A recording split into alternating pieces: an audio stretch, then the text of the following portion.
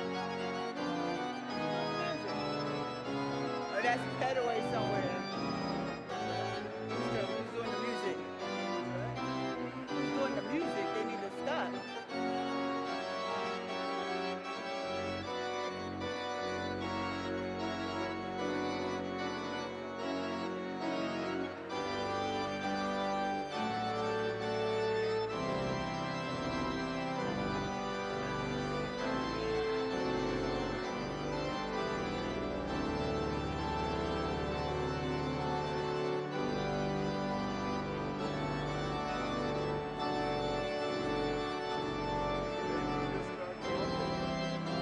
Right.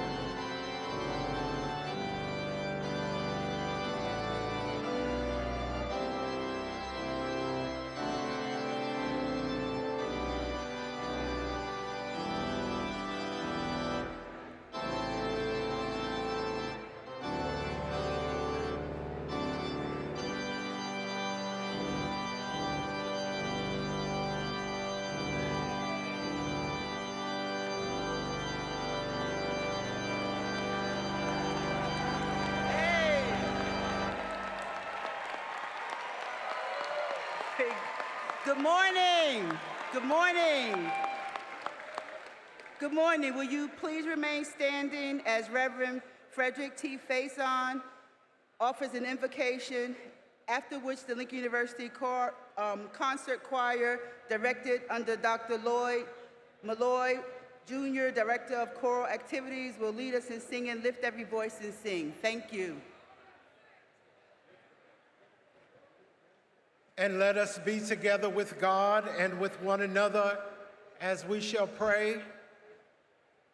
This is the day that the Lord hath made. We are rejoicing and we are glad in it. We thank you, O Lord, for this day. We thank you for the reimagination of our president. Who would imagine this tent in this rain? God, and we know that you have been a shelter for us for all these 171 years.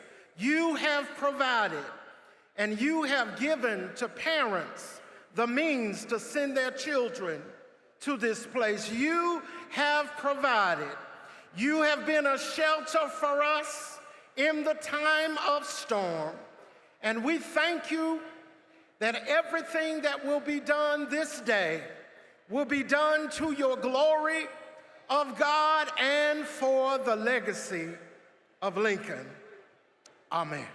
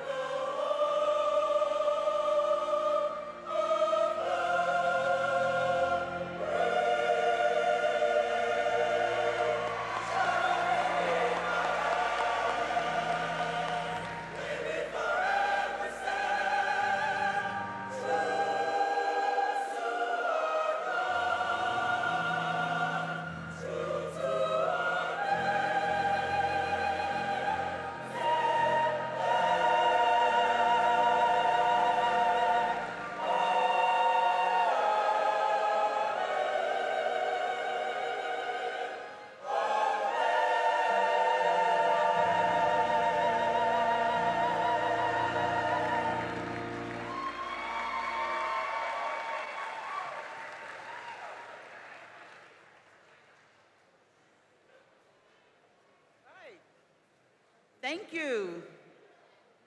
Never heard that combination. That was beautiful. A little bit America, a little bit black. That's what we're looking for. I'm sorry. You all can be seated. I want to thank you, Reverend Faison, for that beautiful invocation. And please let's give our band and our choir a round of applause. I also want to thank Dr. Pettaway. I think he's the one who was on that organ. I don't think I've ever heard Pomp and Circumstance with so much funk in it, so we thank you as well. So ladies and gentlemen, it is so good to see you all, and it gives me great pleasure to welcome you to the 166th Commencement Ceremony of Lincoln University. We are very pleased that you have come to share this very special and joyous occasion. In honor of the occasion, we ask that you observe it with seriousness and dignity. As we continue with this celebration, I ask everyone to please join me in a moment of silence in honor of all the fallen lions who are no longer with us.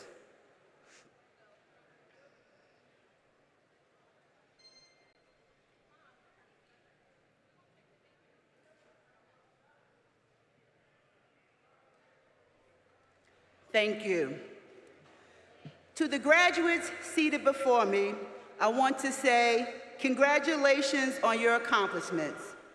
You've persevered and made a commitment, right, to finish the journey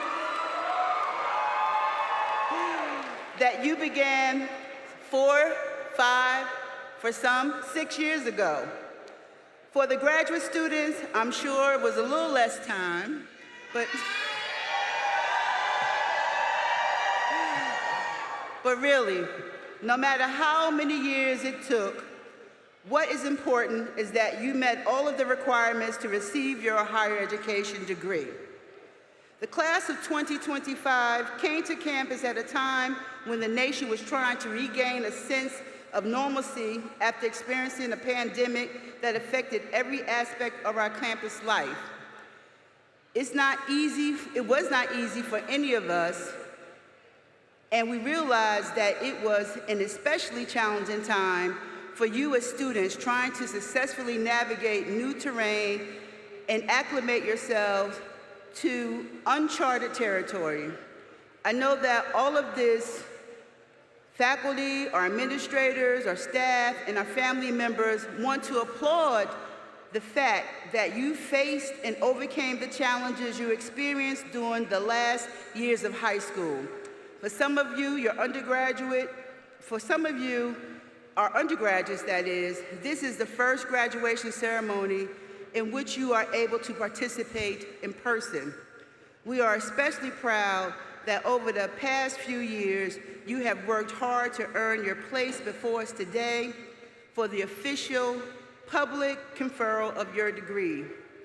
I am pleased that the class of 2025 has been able to experience a higher education environment where you were able to learn, live, make lifelong friends, and explore with passion.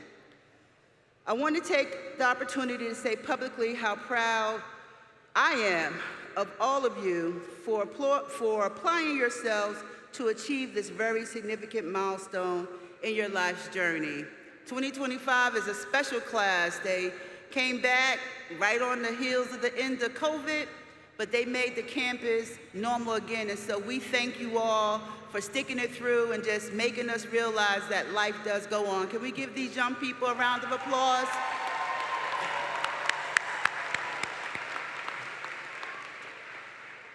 I would now like to acknowledge some of those who are with us today.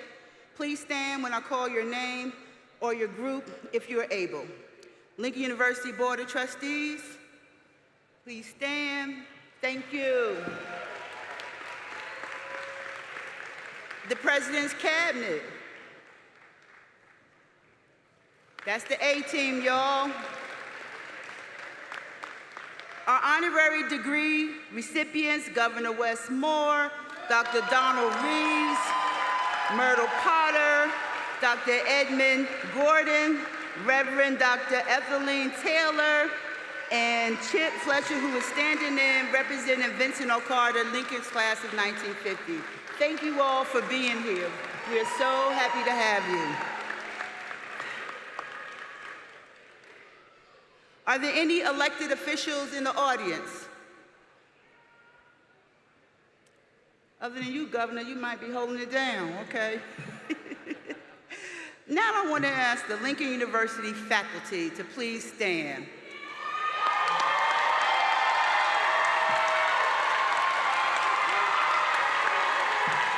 Yes.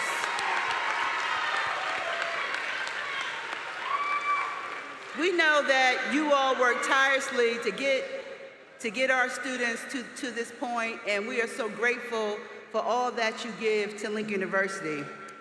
Also, the following three faculty members, some who could not be with us today, but are appropriate to acknowledge their accomplishments and retirement from Lincoln University. Associate Professor Dr. Safra Kwame retired from the university in December 2023 after 34 years of service in history, Pan-Africana studies, philosophy, and religion. He was recently awarded Professor Emeritus status by the Lincoln University Board of Trustees. Professor Ginwan Muzarera was also granted Professor Emeritus status by the Board of Trustees in April. Dr. Muzarera retired from Lincoln University in May of 2024 after 26 years of service, also in the Department of History, Pan-Africana Studies, Philosophy, and Religion. Oh, and then there's Professor Pathak, who recently retired from the faculty after serving 22 years in the mathematics department. And Dr. Joseph, who are you?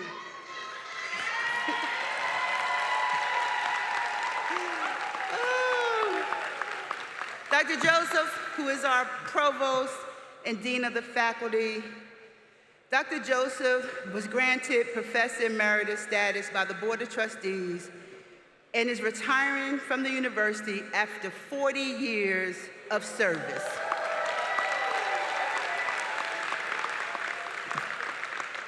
Over the span of those 40 years, she has demonstrated both expertise and compassionate oversight in a variety of positions, including a professor in the classroom, our middle stage co-chair, coordinator of the first year experience, chair of the sociology and anthropology department, dean of professional, graduate, and extended studies, vice president for academic affairs, and in 2018, she joined me as my provost and dean of the faculty. I have appreciated her input and insightful contributions as a member of my cabinet. The university expresses profound gratitude for her years of service and wishes her all the best in the years ahead. Thank you, Dr. Joseph. So please join me in thanking all four of these professors for their well-deserved achievements, as well as their dedication and service to our students and the university. Thank you, faculty and emeriti.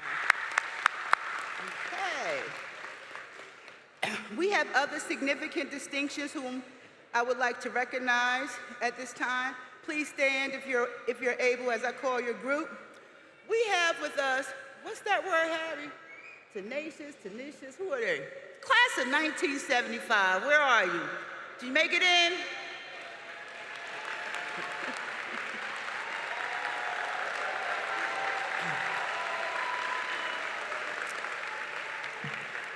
Y'all a little quiet now. Doing a rock study last night, you're a little tired, huh? I would also like to acknowledge the presence of two known remaining members of the class of 1950. Dr. William Bennett, Emeritus Trustee, who's here with us on the podium.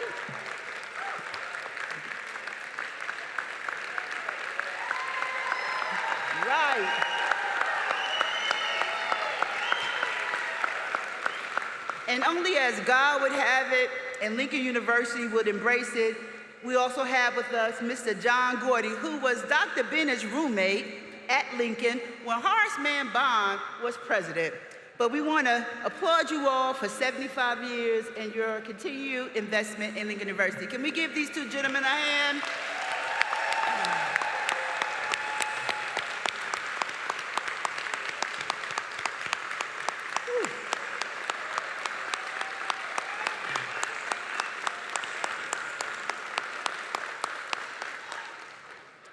So I always like to take a few minutes to acknowledge the journey of a few of the members of the graduating class. Their stories of perseverance, struggle, victory, and breakthrough are extraordinary. I received many very deserving stories that I am not able to really share with you at this time. However, I want to tell you that each of you, that your stories of perseverance, of struggle, of victory, of breakthroughs are all important, and all encourage you to share, we encourage you to share them as you continue on your journey.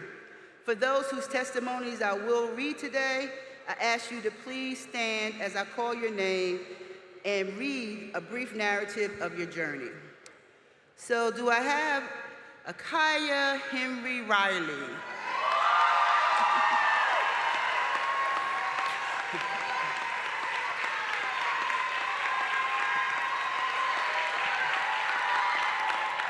So Akaya shared that, and I quote, "I am a first-generation college student and a leader.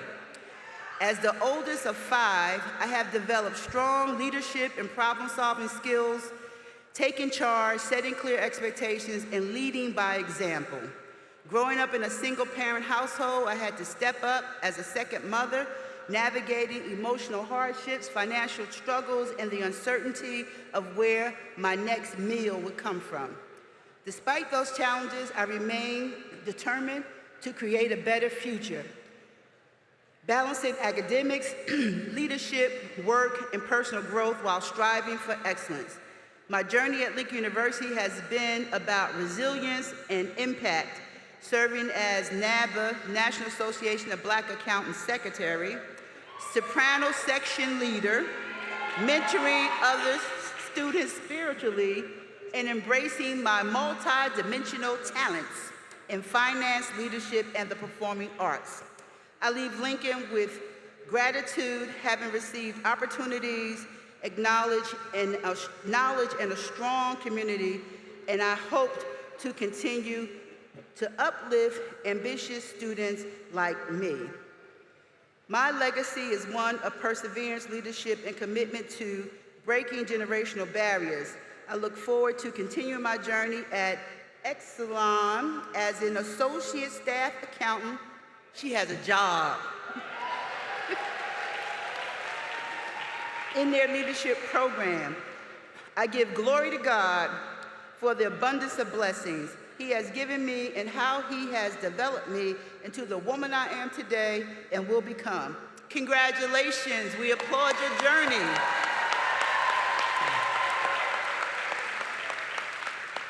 The next story, I learned one late, but we have 2 parent and child graduations here today, which is just a beautiful thing. And so I'm going to briefly mention Ian, Roger Haywood, and Jelani Makaya M. Hall, both graduating today. Can you stand for us so we can acknowledge you?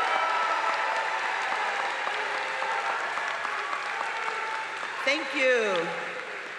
And I received a longer story from Jason and Jayana China, father and daughter. Can you please stand?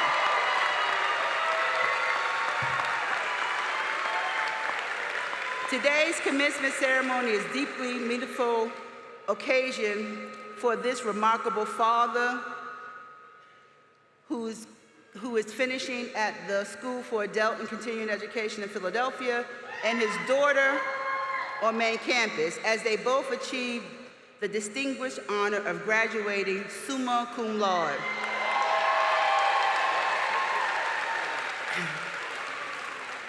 Their parallel academic success is interwoven with a powerful story of familiar inspiration, unwavering dedication. Jayana's encouragement and challenge catalyzed her father, Jason, to return to higher education, igniting his passion to excel.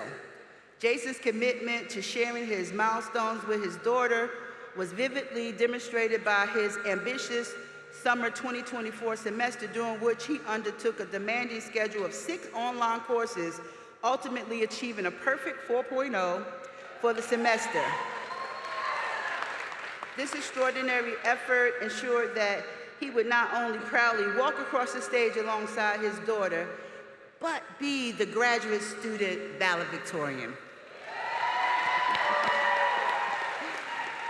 During her matriculation at Lincoln, Diana utilized her artistic skills as a painter and mixed media artist by serving as designer, illustrator, and the art director of RAD, Research, Advertising, and Design, as well as president of the Sketch Made Art Club at Lincoln.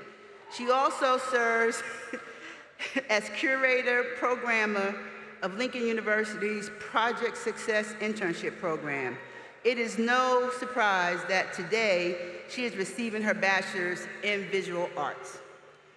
Adding to their collective achievements, Mr. China's hard work and academic prowess have been further recognized through his prestigious Bond Hill Scholarship to Temple University, where he will pursue his master's degree in counseling in the fall. How nice. Their shared graduation, marked by summa cum laude honors, and Mr. China's valedictorian achievement is a testament to their individual excellence and the profound impact of mutual support within a family. Congratulations to both of you.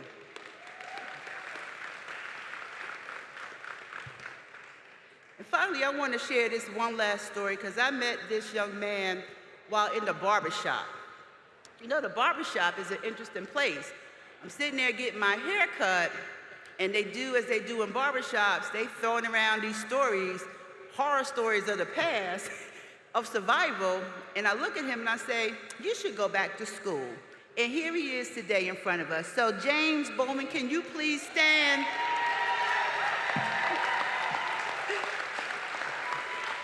He has an amazing story.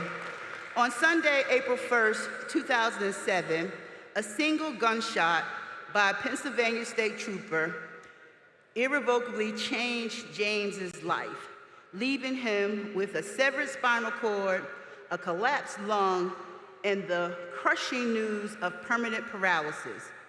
Paralyzed from the waist down, the attending physician's words echoed in his mind when he shared that walking would forever be beyond his reach. But brother just stood up, right?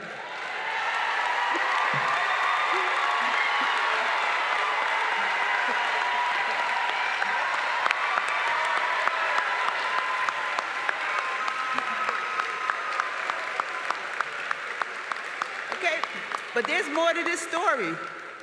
Adding on this physical trauma, he faced drug possession and resisting arrest charges, leading to a 5-year prison sentence by an all-white jury, not a jury of his peers as promised by the legal system. Despite the profound physical and systemic barriers, James slowly healed both mentally and physically and began a journey of self-discovery. With an unwavering belief in himself and a refusal to surrender to his circumstances, he focused on education as a pathway to empowerment, not only for himself, but for others facing adversity. His degree from Lincoln University lays the foundation for the commitment to giving back and empowering others to conquer adversity. His passion and vision are already evident through his barbershop in Kennett Square, what he calls mental health support or barber therapy. I get a little of that down there. His partnership with Garage, a local organization providing after-school programs for youth, and his peer mentorship at McGee Jefferson Rehabilitation in Philadelphia, where he learned to walk again.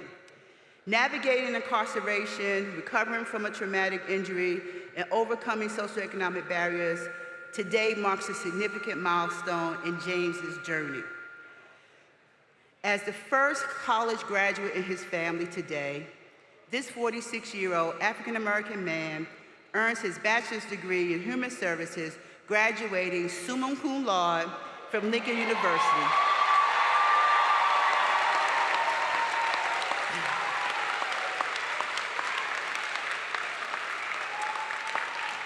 James will now pursue his doctoral aspirations in psychology at Westchester University. He is poised to amplify his impact on the lives of others. What an extraordinary journey. And I'm happy to say that his partner in the barbershop will be in the class next year. And if y'all know Tyrone, who cuts your hair sometimes on campus, we'll be celebrating him next week. So the barbershop is a great place for a president of a college to be, because I get all these brothers back in school. So thank you.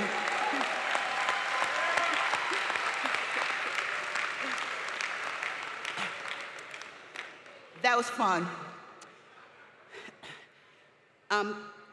Now, before I turn the podium over to my board chair, Gerald Bruce, I wanted to ask Trustee Bruce, Trustee Vaughn, Trustee Lancaster, and did Trustee Archie didn't make it down? Trustee Archie, you got time to come up here for me? Yes, ma'am. Thank you. Y'all could just, they didn't know this was coming.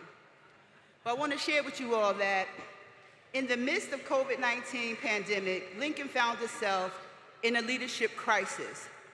The story of that time is well documented in the press, so I won't go through that again. But what I want to also acknowledge today is that these four men showed the most courageous, inspired leadership. They took forward the charge, I call them the Fantastic Four, to help to ensure Lincoln's future. These four gentlemen went above and beyond to challenge threats to the university's governance and to move the institution, I'll see how ad hoc this is, right? Out of crisis. For their effort to protect the Lincoln legacy, I would like to award them with, and I made this just for you guys, but excuse me, pardon me.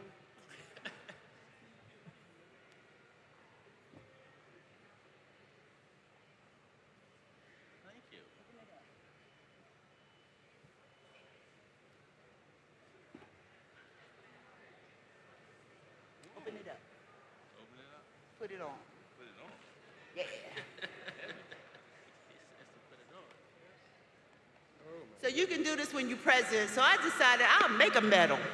So I'm awarding them the first of the Presidential Medals of Distinction. We thank you so much for all that you did and all that you continue to do for Lincoln University. And I want to make sure that I recognize you at this momentous occasion. Thank you all. Thank you. You're so welcome. Can't get it out. Get it out. I should have did that, but I didn't. I got it. Ready? Thank you. Thank you.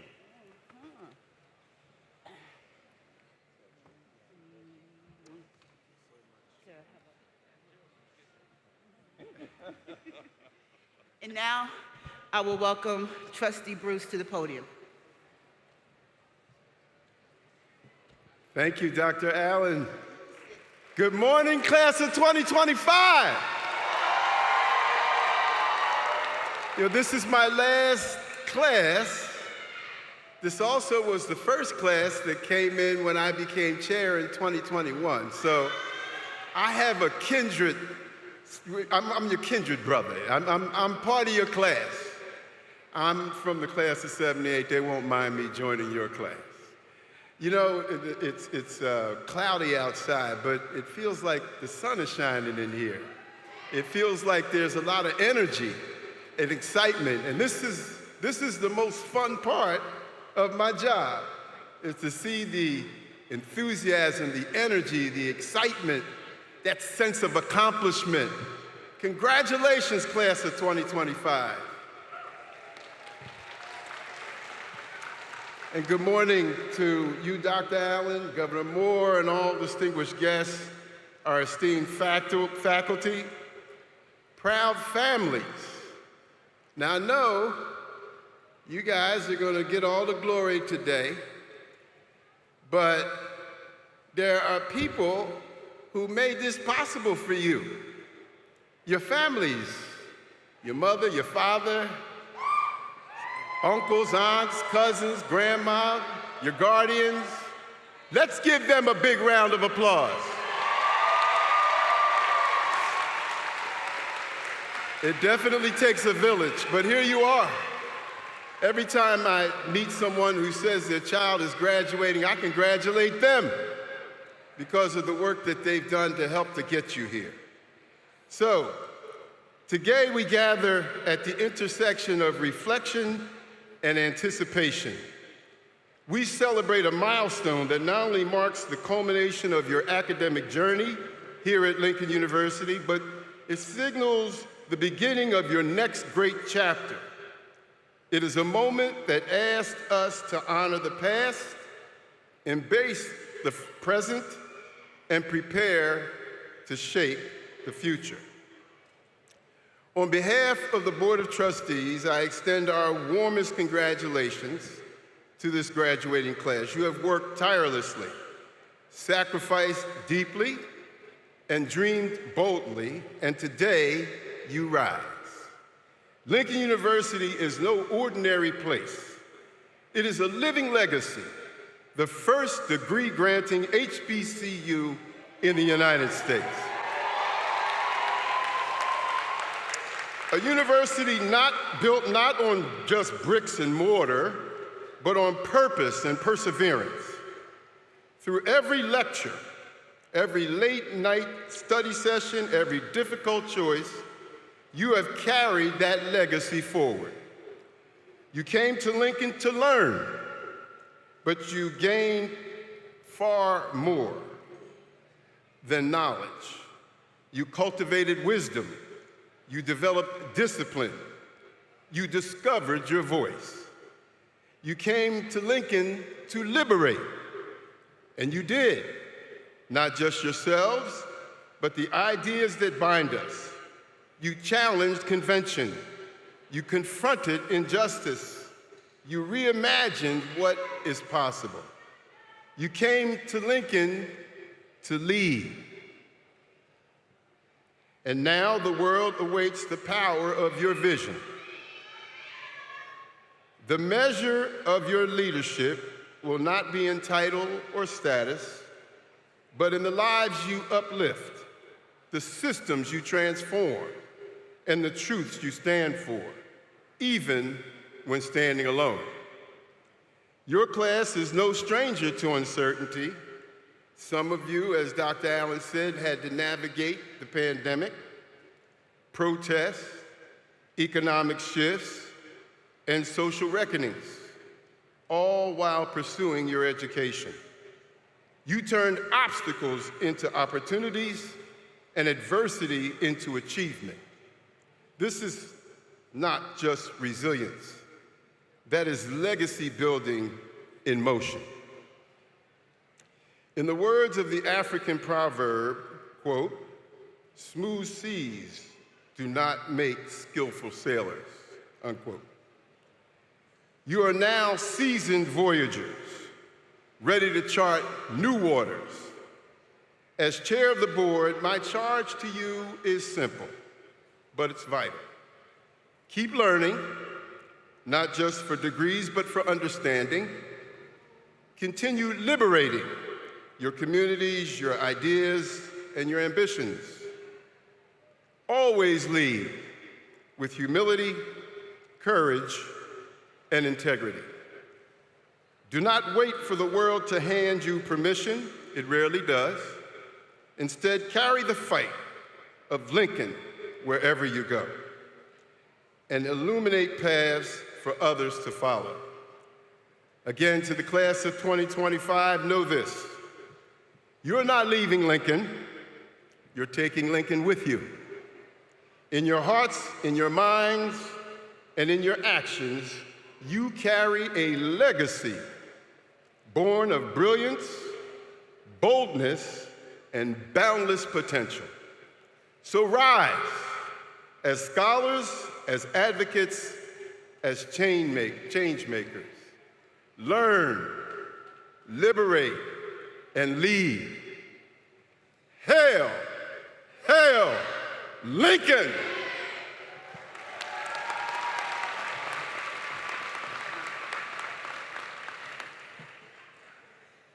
All right, thank you, Chairman Bruce, for everything. And we've celebrated you, but again, we are so grateful for the leadership that you provided this university over your past 4 years as chairman of the Board of Trustees.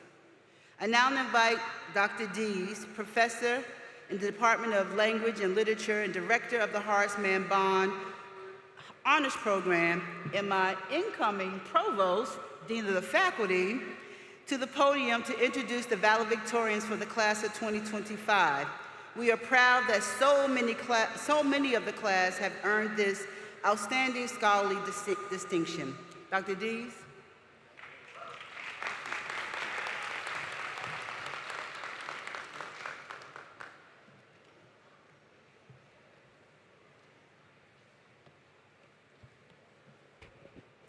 Good morning, everyone. I'm going to have the valedictorians come up to the stage.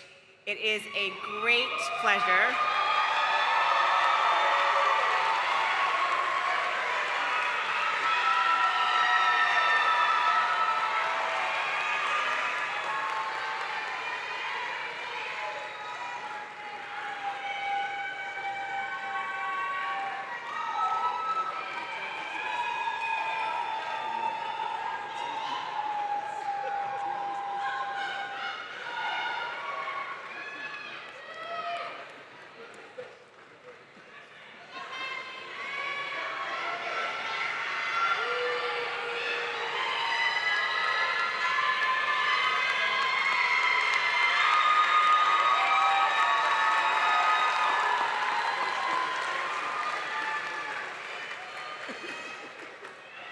It is a great pleasure to celebrate 7 valedictorians for 2025.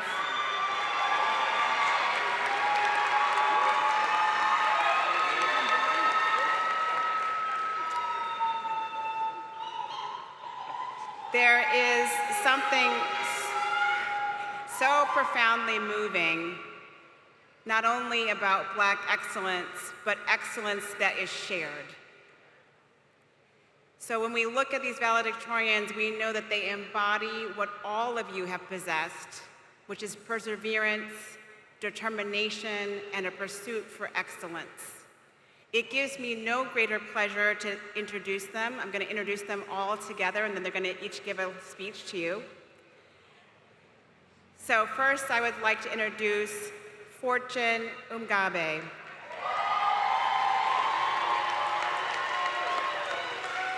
He is a proud Nigerian and computer science major from the Edo State, Nigeria, a passionate leader and global thinker. He served as the president and king of the African Student Association and as a community advisor during his time on campus. Fortune is pursuing a career in tech as a development ops engineer and product manager with a vision to build solutions that empower communities worldwide. His long-term goal is to combine technology, entrepreneurship, and service to create opportunities across the African continent.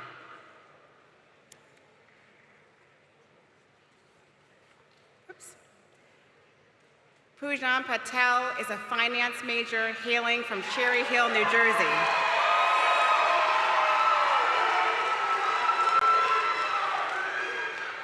During his time at Lincoln University, he has served as the 2-time Man of the Year, trivia team captain, and president of the National Association of Black Accountants.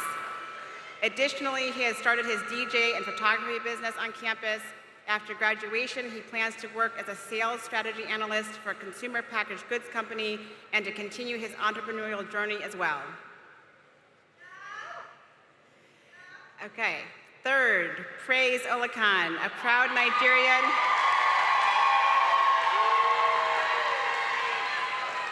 and lifelong learner with a passion for research, healthcare, and making systems better for people who need them most. She earned her bachelor's at Lincoln and is now diving into her graduate studies at Johns Hopkins School of Nursing. When she is not buried in coursework, she is dreaming up stories, chasing curiosity, and finding joy in the journey. Number 4. Chineri Ofer is a proud Nigerian and passionate problem solver with a love for technology, storytelling, and creating a meaningful impact. She earned her bachelor's degree in computer science and mathematics at Lincoln University. and will be stepping into the next chapter of her journey as a full-time software engineer. With plans to pursue an MBA in the near future, Janeri is driven by a desire to build better systems and bridge the gap between innovation and accessibility. When she's not coding or building something new, you can find her writing, reflecting, and finding beauty in the details of everyday life.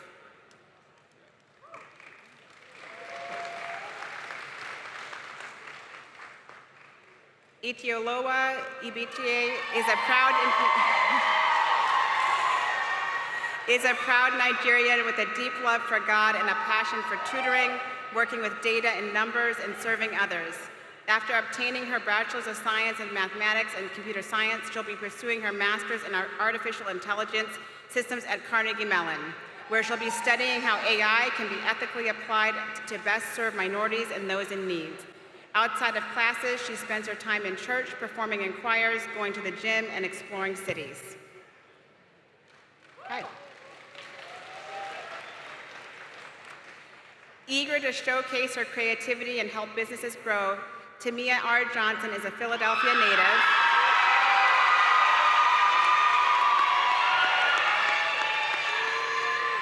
With dreams of working in social media management and graphic design. Receiving her BS in mass communications, Tamia plans to start her career after college as the social media coordinator for CMPR Radio Net and a podcast host on Embrace Dreams, the podcast.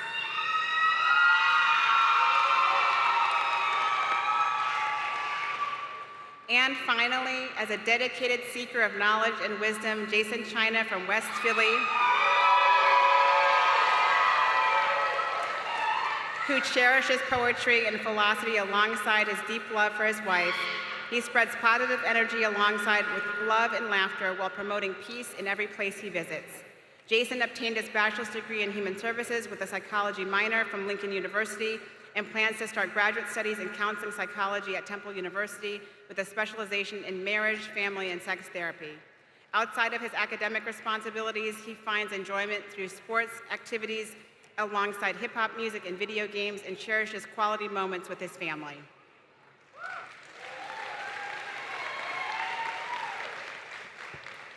You know it's a good day when you have to stop speaking for a minute so everybody can applaud. So I welcome to the stage Fortune.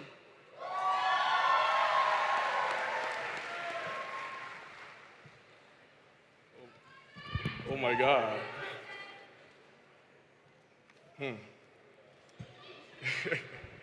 Everyone looks good today. So first off, good morning, everyone. All protocols duly observed, but most importantly, the resilient and brilliant class of 2025. I'm deeply honored to stand before you here today. First off, God is good. And without him, this wouldn't be possible. Every step of this journey has been guided by his grace, and I give him all the glory. As a proud Nigerian and international student, I arrived here with 2 suitcases at the Philly airport with a heart full of hope and belief that education could change my life. On getting to Lincoln University, it became more than a school, it became a home. Let's take a moment to recognize the long nights, the doubts, the faith, and everything it took to get to this day. Today isn't just about a diploma, it's about a story behind it. Each of us carries a story of sacrifice and growth. Some of us were the first in our families to walk this path, and some of us crossed oceans and borders just to get here, while others fought quiet battles that no one else could see. Yet, we are all standing here together. To my fellow international students, your journey matters, your sacrifice matters, and your story is powerful. And to every student here, whether you traveled across continents or you came past counties, you've proven that you have what it takes to face the unknown and win.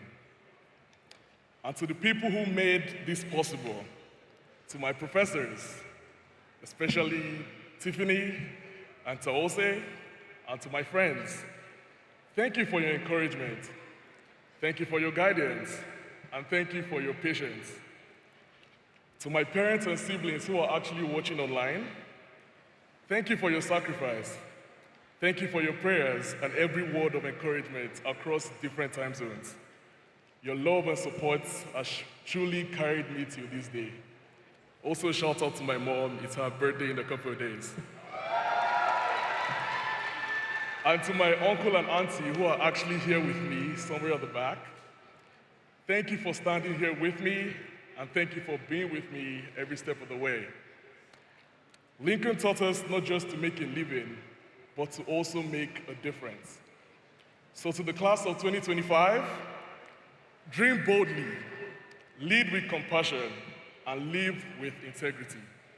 Let's carry the pride that Lincoln has instilled in us and show the world what we're made of. Once again, congratulations to the class of 2025, and thank you guys so much.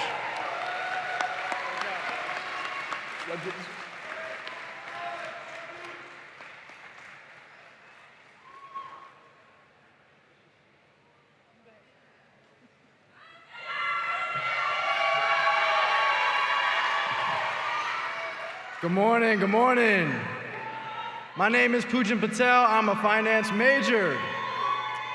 When I first got to Lincoln University in August of 2021, I was eager to find my passion. I was fixated on choosing a major that would reflect this passion. You see, I thought I needed to choose a major that I loved every little detail about, or else I wouldn't be happy. Lincoln was generous enough to show me that I was wrong. In my freshman year, I thought I was going to be a mathematics major. Then I walked into my Calc 2 class and I changed my major that day. Things don't always go according to plan, but I learned that you must always be flexible. Flexible. Flexible like how I had to be in Dr. Williams' class when he assigned me 4 hours of homework on Super Bowl Sunday. But looking back at it now, I feel gratitude. The work got done and I developed as a student. I learned that all he was trying to do, in his own way, was make us better. It's professors like him that actually look out for his students. He provided me with internships when I was struggling, and the Lincubator presented opportunities for me to present research in the Netherlands. And for all of this, I thank you, sir, because you helped me to make me into a stronger student. You see, at Lincoln, faculty becomes family, and a village is created. It's because of involvement like this that has helped me to land a full-time job post-graduation at a Fortune 500 company. Thank you. Create my own business as a DJ and a photographer, and grow Lincoln's trivia team tenfold. By attending Lincoln, I became flexible and resilient and prepared for any obstacle that came my way. The path to finding your purpose becomes more clear, but it is done so through difficulty. The class of 2025 shares the grit needed to thrive in this environment, whether it means navigating a pandemic your freshman year or dropping 50 points on Cheney's basketball team. The class of 2025 has always stood as an island of excellence in a sea of mediocrity. The HBCU journey we have all experienced has been a transformative one, and I am blessed to say that I was surrounded by pioneers, visionaries, and trailblazers as I went through it. I have had the opportunity to gain the proper confidence of who I have become over who I was supposed to be in order to feel fulfilled. As the great artist Bob Marley once said, none but ourselves can free our minds. Thank you to my Lincoln family for everything you poured into me. Thank you to my parents for guiding me. Thank you to my friends for holding me down. I conclude here when I say Lincoln will forever be my home and the place to which I can attribute the startings of my many achievements to come. Thank you, Lincoln University, for serving as the genesis of Black higher education. I love you, Lincoln. Thank you.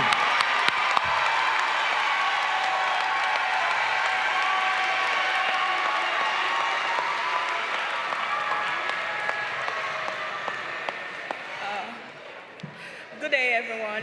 That's a big act to follow, but my name is Praise Olalikon. I'm from Nigeria, and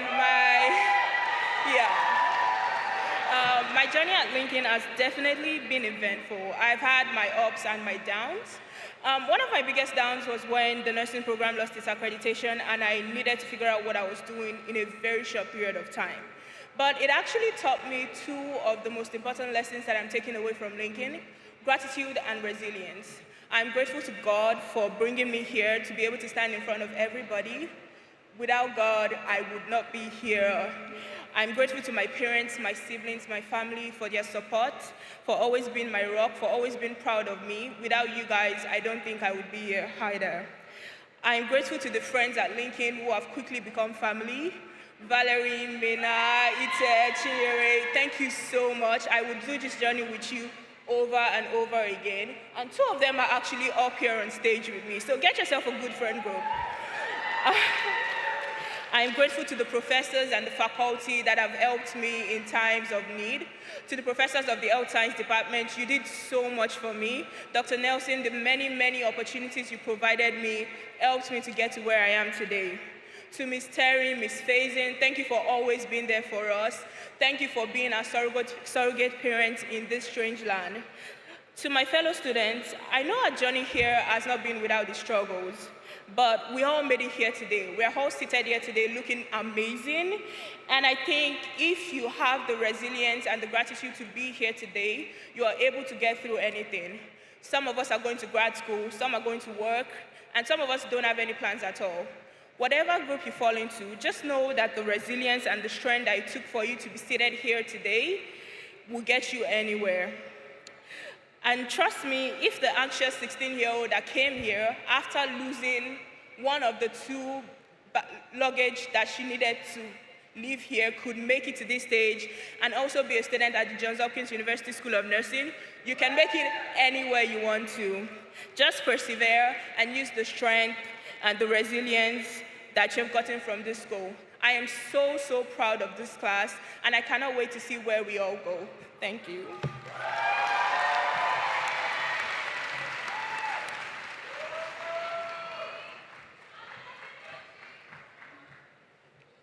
Good day, everyone. I am Chinyere Obiageli-Ofo, an international student from Nigeria. I stand before you a product of God's grace. When I look back on the past 4 years, my heart overflows with gratitude.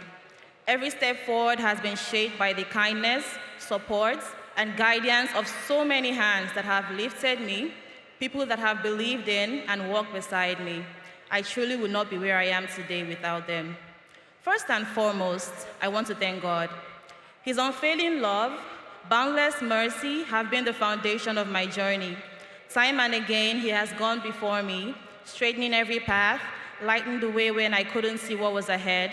In every high and low, he has remained constant, my strength when I was weak, my peace in chaos, and my closest companion. Truly, his goodness has carried me every step of the way. Next, I'd like to thank my family. Their unwavering support, endless encouragements, and unconditional love have been a pillar of strength in my life. In moments of doubt, they reminded me of who I am and what I'm capable of. I'm truly blessed to have them by my side. I would also like to thank my advisor, Dr. Smith, my professor, Dr. Tawoshe, the library and its wonderful staff, the Office of International Programs and Ms. Terry, the Office of Internship Services and Ms. Faison, my professors through the years, my new family, Abundant Life Center, my pastors, and everyone who has contributed towards this milestone. Now, to the people of the moment, the bold, resilient, and inspiring graduating class of 2025. This milestone is no small feat, and you should be incredibly proud of how far you've come. Over the past few years, you've faced challenges no one could have predicted, from adapting to new ways of learning, to pushing through personal struggles, academic pressure, and moments of self-doubt. You kept showing up. You kept going. You turned long nights and early mornings into growth, sacrifice into strength, and uncertainty into resilience. And now here you are.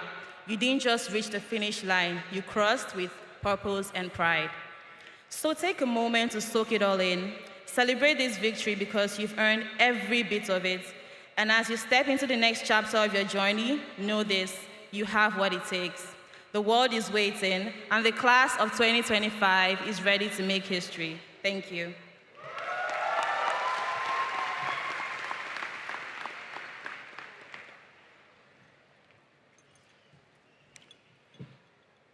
Good day, everyone, and a very big congratulations to the graduating class of 2025. My name is Iteoluwa Ibitoye, and I'm proudly representing my home nation, Nigeria. So today I could read a list of achievements, but I'd rather give all the glory and honor to the one who has been my source of strength, the reason I can even stand here today, my Lord and personal Savior, Jesus Christ. So I came to the US August 2021 at 16, naive, uncertain, and a 24-hour flight away from everything and everyone that I knew and loved. So balancing academics, work, extracurriculars, life in a new country while being very homesick was very overwhelming for me. And at a point, I was lost and really struggling. But my God promises to go before us and to prepare the way for us, and He did exactly that and more for me. God placed helpers for me everywhere, people that have shown up for me with invaluable love, care, and guidance, and I'll be thanking them all today. So first and foremost, thank you to my family. A big thank you to my mom and dad, who by God's grace could be here today, even though I can't see them. So I could never have asked for better parents. I've missed you both so much, and words can't express my gratitude and love for you. So my home away from home, the Kolawolles, thank you for taking me in as a daughter. To my siblings, friends, and family across the globe and watching online, your check-ins and your words of encouragement meant a whole lot. To my Lincoln parents, Dr. Mike Ayewo and Ms. Miller, the world needs more people like you, and I'm so happy to have met you here. To my professors, every single one of you have been very instrumental in my journey. A big shout out to Dr. Smith, Dr. Tawose, Dr. Taimbodi and Naik, Dr. Shu, my first research supervisor, and of course, my amazing supervisor, Dr. Ayeli, who has helped me so much with career decisions. Ms. Faison, Ms. Terry, my church family at ALC, Pastor Buki, thank you all for being a part of my success story, which I guarantee you is just beginning. So last but never the least, to my friends, we've watched each other grow and made so many memories. And if I was to do this journey again, I would choose you over and over because I couldn't have survived it here without you. Now to the class of 2025. Though I don't know every one of you and you don't know me, I want to say that I'm very proud of each and every single one of us. We've all made it through various challenges and we're off to the real world to do great things. Now, to those that might be lost, overwhelmed, maybe not knowing what to do next, especially in this current climate, I will leave you with the words of 1 Peter 5, verse 7, which says, "Cast all your anxiety on Him because He cares for you." Trust me, I've been there. Cast all your burdens on Him and watch Him transform your life and cover you with His love and an overwhelming sense of peace that makes no sense. Thank you.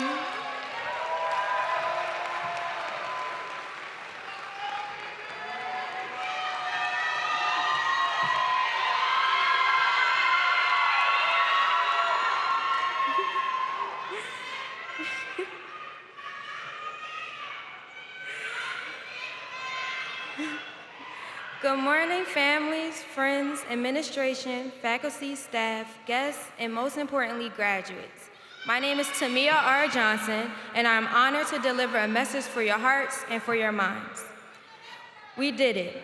We passed our classes, completed our credit requirement, and gained the knowledge needed to start our journey as the next healthcare workers, activists, creatives, teachers, business owners, and so much more. However, as I look back on my college career, I think about the things you can't learn from a professor, a textbook, or a Cengage lesson. Like how there wasn't a class on how to manage my mental health. There wasn't a class on balancing the relationships that come and go. And there wasn't a class to teach me how to find myself as an individual. These things were learned through experiences, and I can honestly say that Lincoln University was a resource to allow me to have these experiences. I'm faithful, so I always try to turn to the word of the Lord. Romans chapter 5, verses 3-4 states, "Not only so, but we also glory in our sufferings, because we know that suffering produces perseverance, perseverance character, and character hope." Through our struggles and experiences, we gain more than knowledge. We gain wisdom. the ability to apply that knowledge with good judgment. We develop a sense of self with confident expectations and a better understanding. My peers, as we turn our tassels and receive our degrees, I encourage you to embark on your next steps with the wisdom you gained from your Lincoln career and with the desire to learn so much more from your future experiences. Understand that your struggles build character, even when it feels like everything is falling apart. It is with that character development that would allow you to strive in any field you apply yourself in. Congratulations to the Lincoln University of Pennsylvania classes of 2025. Thank you.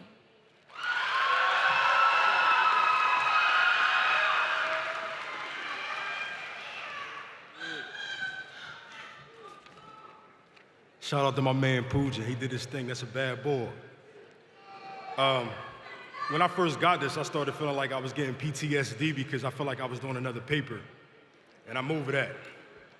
So first I'm gonna start off and say peace to the gods and the earth.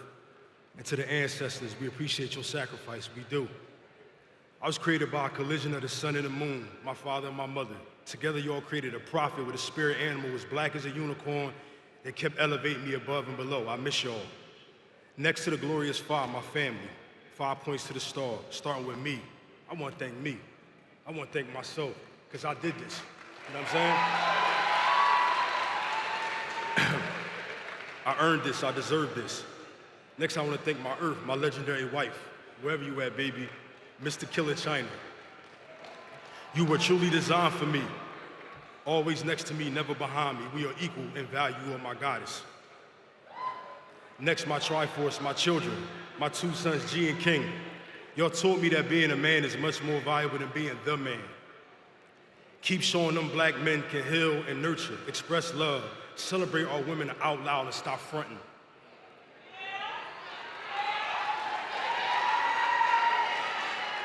Show them that we can do all of these things along with providing and protecting. And to my 2-pound preemie baby miracle daughter, Johnny Unique China. Clap for her. My biggest inspiration, my fellow graduate, my woman child. I'm so proud of you, so proud of us. This has been an incredible story. Now let's work to the sequel. We are living proof that bridging the gap between generations is so powerful for our legacy. This is our valedictorian. Achievement. Your expression and love of art helped my reality be more free. To my family, here's an extension of the China clan, ultimate gratitude. Now, old heads appreciate the youth. Don't always criticize. They got it from somebody. We were once the young bucks. Don't forget that. Young lions and lionesses, honor those who came before you. Care about your past and your history, because one day you'll hope not to be forgotten. And that's why we fight so hard to be remembered. Because one day you'll hope not to be forgotten, because you're old longer than you are younger, so enjoy it. Lincoln University SACE program gave us something priceless. Hope. Hope for those who felt stuck. Hope for those who thought their dream had passed them by. Programs like SACE must be supported, celebrated, because they prove it's never too late to change your life and do what you love. You hear my story, you hear James' story, all y'all out there, go to school. Come back to school. Keep this going. Give us some money. We need it. Being at an HBCU like Lincoln has been more than education. It's been a celebration of black love, black unity, and black excellence. The spirit of brotherhood and sisterhood here has motivated me tremendously. We are stronger as teammates and not opponents. Bridging the gap means honoring the knowledge of the past, applying wisdom to the present, and creating success for the future. And while you work, don't forget to play, y'all. Don't play too much, but play. Adults are just children who got big, that's all. Adults in the mind and kids in the heart is what I always say. That's a great balance for peace within. Have the courage to seek wisdom that will grant you power. Before I close, I offer a special and final thanks to Lincoln University and the SACE program, powered by the 4 chambers to the heart.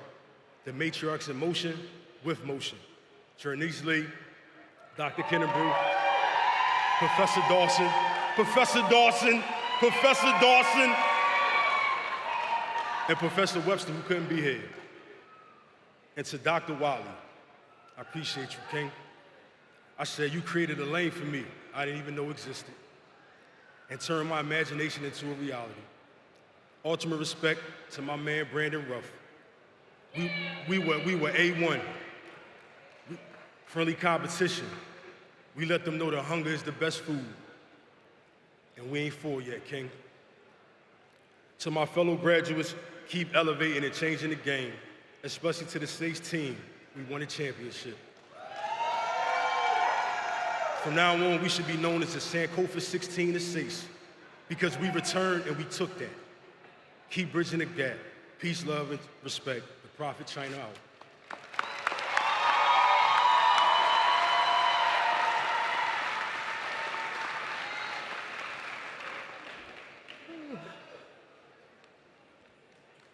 Let's give them a round of applause.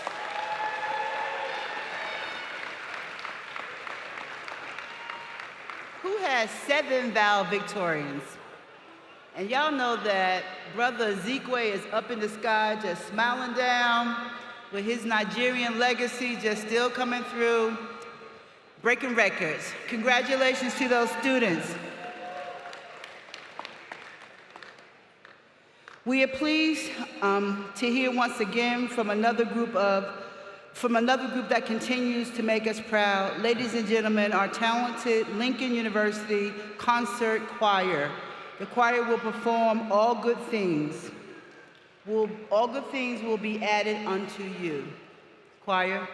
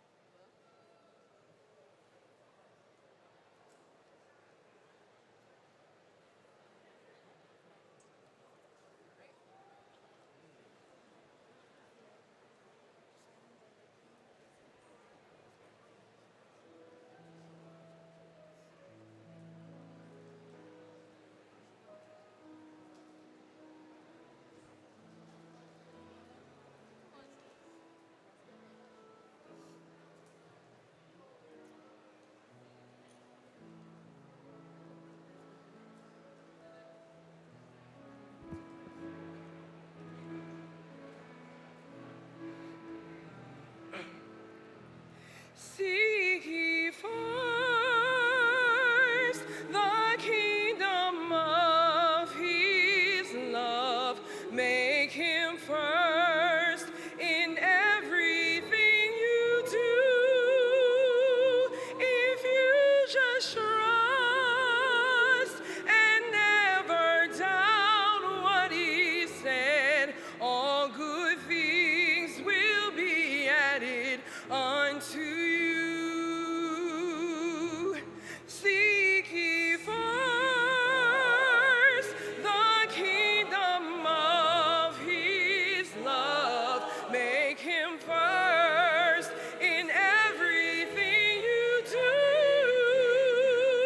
If you just trust and never doubt what he said, all good things will be added unto you.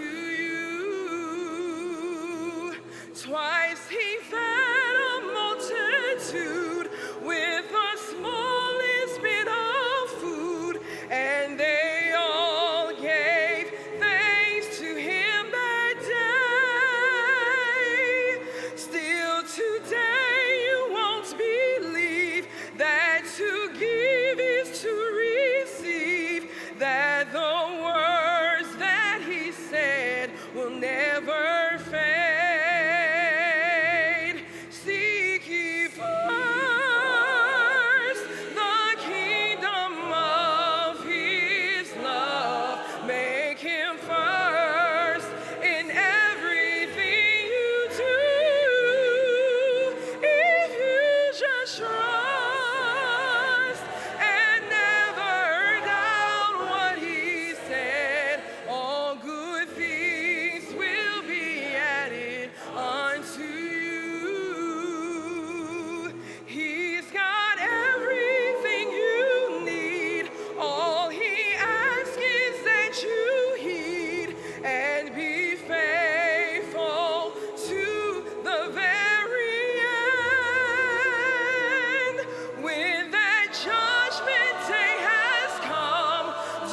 Don't you want to be the one just to see his face and call you friend?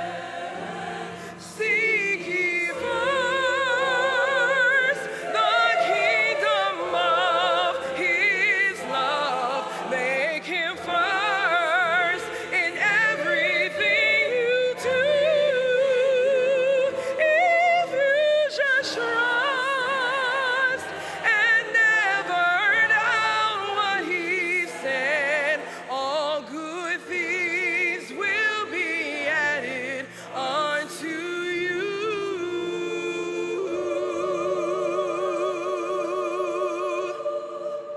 All good things will be added unto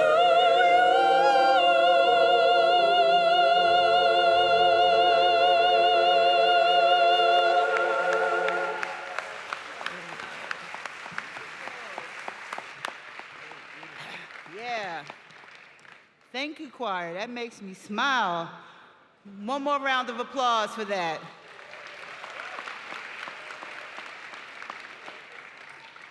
Thank you. Okay, would you all please join me in welcoming Dr. Patricia Joseph, Provost, and then the faculty who will introduce our commencement speaker. Dr. Joseph.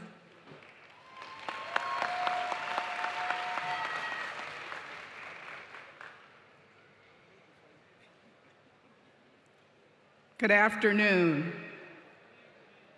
The Honorable Wes Moore is the 63rd Governor of the state of Maryland. He is Maryland's first Black governor in the state's 246-year history, and is just the third African-American elected governor in the history of the United States. Born in Tacoma Park, Maryland on October 15, 1978, to Joy and Wesley Moore, his life took a tragic turn when his father died of a rare but treatable virus when Moore was just 3 years old. After his father's death, his family moved to the Bronx, New York, to live with Moore's grandparents before returning to Maryland when he was 14 years old.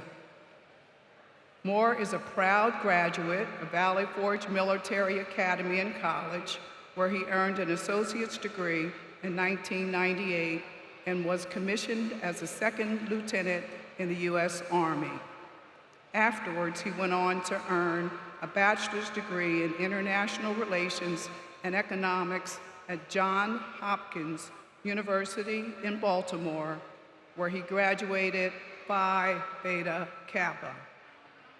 While Moore interned in the office of the former mayor, Kurt Smoke, and he was the first Rhodes Scholar in the history of Johns Hopkins University, where, as such, he went on to earn a master's degree at Oxford.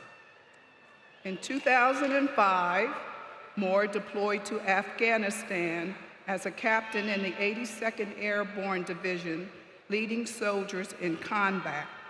Immediately upon returning home, he served as a White House Fellow advising on issues of national security and international relations.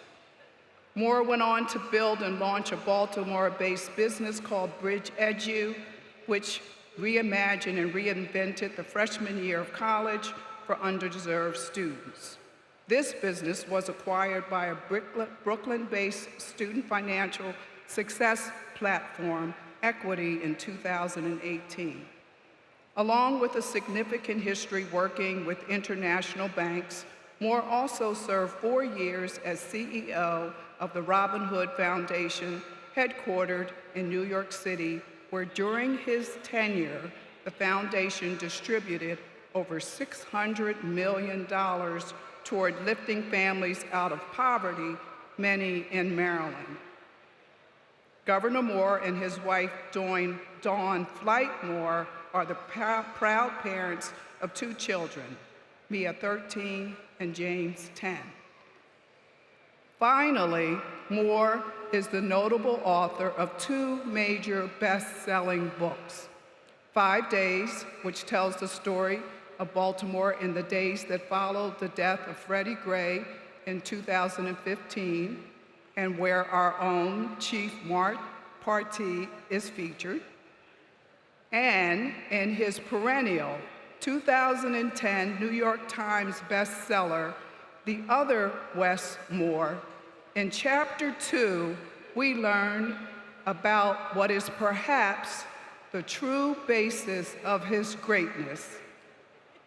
His Jamaican-born grandfather, the Reverend Dr. James Thomas, is a 1946 graduate of Lincoln University. Moore also shared in that book an amusing story about his grandfather's meeting and sharing an ongoing relationship with another Lincoln classmate and alum, the great Kwame Nkrumah, the first president of Ghana. So, let's now welcome home this illustrious grandson of Lincoln University, our 2025 commencement speaker, the Honorable Governor of Maryland, Wes Moore.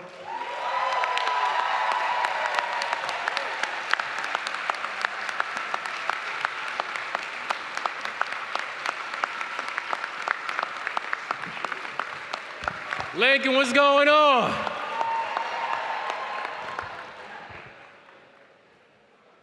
Man, God is good. And all the time. Yes, now. Provost Joseph, thank you so much for the beautiful introduction and for the leadership, and to President Allen. I mean, what can I say? President Allen, you just lead with such remarkable grace and distinction, and I'm thankful to call you not just a friend, but a partner inside this work. Thank you for this invitation to have me here this morning. Thank you so much. And also to Chair Bruce, and to all of the Board of Trustees, and to the staff, and to the faculty, and everybody here. I cannot tell you enough what an honor it is, and what a joy it is to come home. And I say that because to be here and as part of this class of 2025, and first of all, big shout outs to the class of 2025 and congratulations on everything you all continue to do. And I'm really proud of this class because if there's something that I know, is that graduations are not a given. They don't just happen. That I know that for some of you, you started here 4 years ago. For some of you, you started here a little longer than that. That for some of you, you came and you transferred in. For some of you, even walking onto a college campus was not a given as you were coming up. That for some of you, you were trying to juggle 2 majors as you were completing, and for some of you, you were trying to juggle 2 jobs as you were completing. And so to the entire class of 2025, I say with deep pride, congratulations, you have earned this day, and this is your day to celebrate and be celebrated.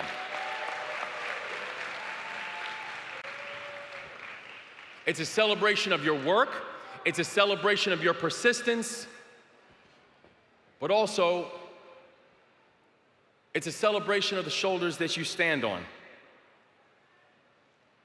And I do want to share a little bit about some of the shoulders that I know I stand on.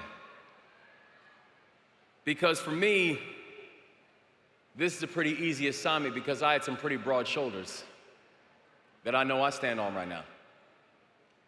I'm proud of the fact that I know, I have a lot of family here today. A lot of my family came through to watch you celebrate. Hey, what's going on, family? I got a lot of family here, and I'm really proud to have them here because, first of all, I want them to be here to watch me become a doctor because I'm expect everyone to call me doctor from now on. They're not going to call me doctor. But also, it's important to have them here because the connection to Lincoln University is deeper than that for us.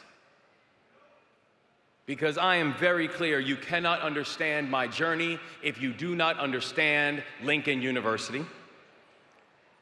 And while I know that I am probably the most improbable governor in this entire country, and again, not just because of my own personal past,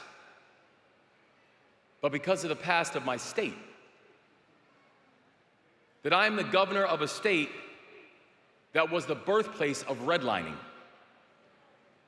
that I am the governor of a state that is home to some of the bloodiest battles of the Civil War, that I literally right now work in an office building that was built by the hands of enslaved people, that I work in a building that is just down the street from one of this country's first and largest slave ports.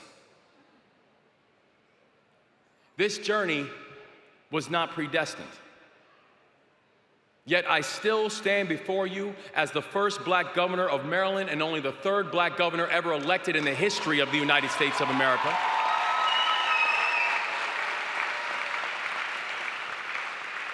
But I stand here not just because Lincoln University is one of the premier institutions of higher education in this country.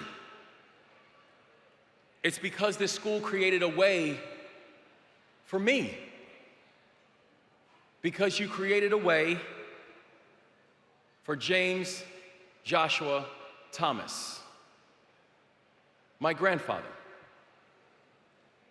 who was born in South Carolina, was a child of Jamaican immigrants who were new to the United States. Yeah, Nayardi. But when my grandfather was just a child, when he was just a toddler, he and his parents fled back to Jamaica because they were chased away by the Ku Klux Klan. Because my great-grandfather was a minister, and he was a vocal minister. He was the type of minister that didn't just teach the Word of God, but he expected people who were here on earth to act accordingly as well. And the truth is, we're talking about a time when being black and outspoken was a crime, even if it wasn't on the books. So in the middle of the night, after threats from the Klan, my family fled. And despite the fact that my grandfather was just a boy at the time, he never forgot that moment that one of his first memories was watching this country reject him. Watching this country reject him from something that should have been a point of pride and not a point of prejudice. And many members of my family and many members of my extended family, they vowed to never return to this country, and many members have not, and still live in Jamaica. But James Thomas loved this country too much to let the cruelty of others determine his destination. In fact, I always say, in all of his humility, he would always say, "This country will be incomplete without me."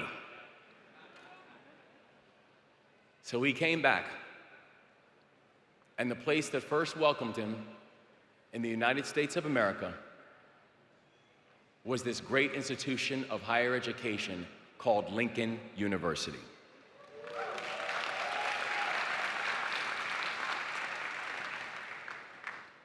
Where my grandfather came here to Lincoln University, met lifelong friends, and eventually he became the first black minister in the history of the Dutch Reformed Church, following in the steps of his father. And when he became a minister, the same threats that were coming to my great-grandfather started coming to him, but my grandfather stuck. And even though he died at the age of 87, while I was serving overseas in Afghanistan, this is a man who had a deep Jamaican accent his entire life, and maybe was the most patriotic American I've ever met in my entire life. Because my grandfather was able to chart an unusual path to go from being an American exile to an American patriot. And I know that I often ask myself, what would make him come back, despite the fact that those are some of his earliest memories of this country. And my grandfather's journey actually helps to underscore some very complicated feelings that I know that I and many people do have about this country. He taught me that you will find lessons not just about national pride or national spirit, but you will find lessons in his story about what it actually means to be an American. That first, he taught me that patriotism is not and it cannot be a passive activity, because the love of your country will be tested, both in big ways and small. But patriotism is a responsibility of a lifetime.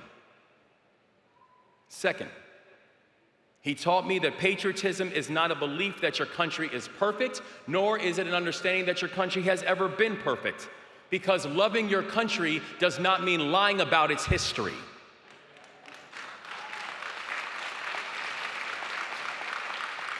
That being an American has always come with struggle and sacrifice. And I can tell you, struggling, for someone who's been married for 18 years, struggle and sacrifice is a real thing. But it's worth fighting for. And third, he taught me that skepticism about your country is justified. And you should always keep skepticism as your companion, but it should just never be your captor. Let the hard truths that you've learned about America be guides towards a better future and not grudges that will keep you in the past. And I've tried to live in accordance of his lessons. And just as I stand here as part of my grandfather's legacy, so are all of you. Because the same hope and pride that he had in my journey was the same hope that he had in yours. That you, this class, you are the living custodians of our nation's past, and you are the architects of its present, and the relationship that you will build with this country will help determine the future of what this country hopes for.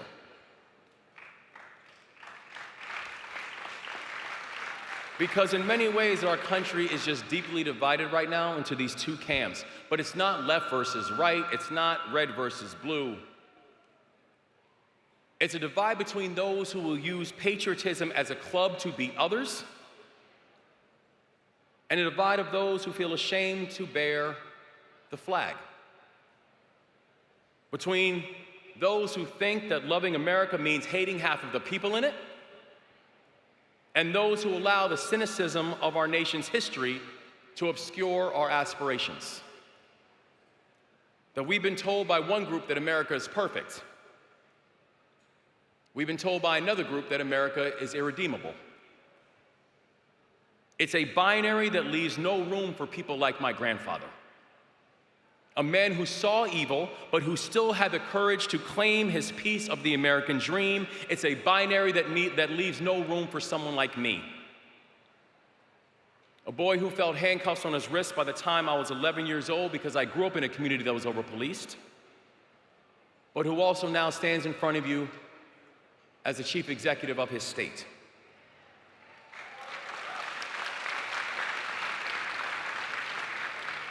It's a binary that takes the easy way out. Because it's easy to love a country when you reject the need for self-explanation and self-examination. It's easy to rail against a country when you're unwilling to be a part of its betterment. The hard part is being honest about our flaws and being courageous enough to be the ones who are willing to address it. We need to think beyond these old binaries of moral purity as a real metric that defines this country. That real patriotism is neither waving a victory flag, nor is it waving a white flag. That real patriotism is understanding that every fingerprint is actually going to matter. And I'll close with this about why Lincoln University becomes so important in that conversation right now. Because there's few institutions that embody this more than Lincoln University. I would just remind the people who question whether or not an institution like this can adapt inside this moment, I would remind them that Lincoln University was founded in a moment like this. that this school received its charter in 1854. This school received its charter at a time when our nation's fabric was being tested and it wasn't entirely clear how this nation would end up. That this school received its charter at a time when our country didn't even yet view African Americans as 3/5 of a man, because back then, for most Americans, even that seemed generous. And still, in the middle of so much division and chaos, your founders came together and created something that was needed and enduring. Lincoln University. The story of Lincoln is a story of an abiding love. And I know that Lincoln was built for a moment like this because Lincoln was built in a moment like this.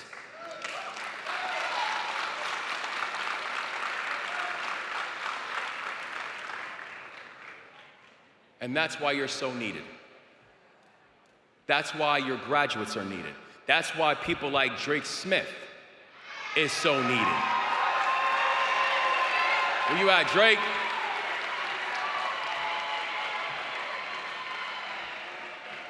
Drake Smith is a public servant. Drake Smith is a patriot. Drake Smith is a Christian. He is a family man, and he is a Marylander.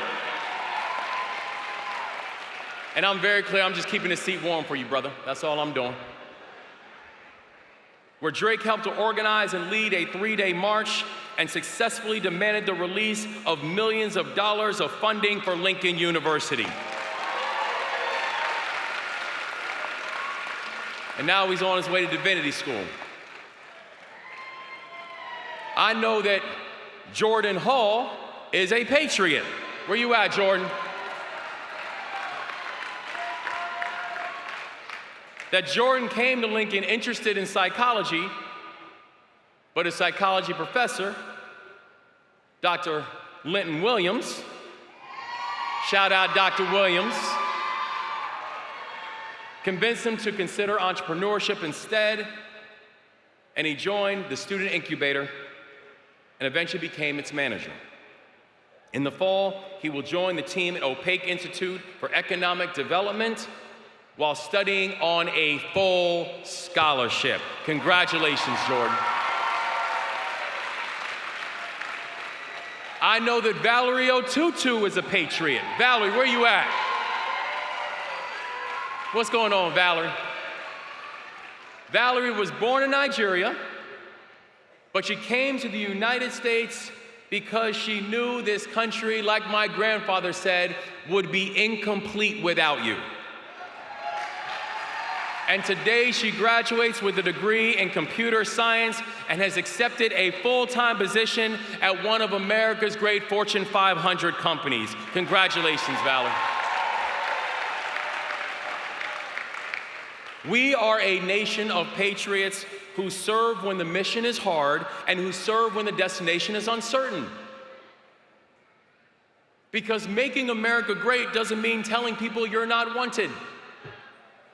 Making America great doesn't mean saying that you're not needed. Making America great means telling people the ambitions of this country would be incomplete without your help.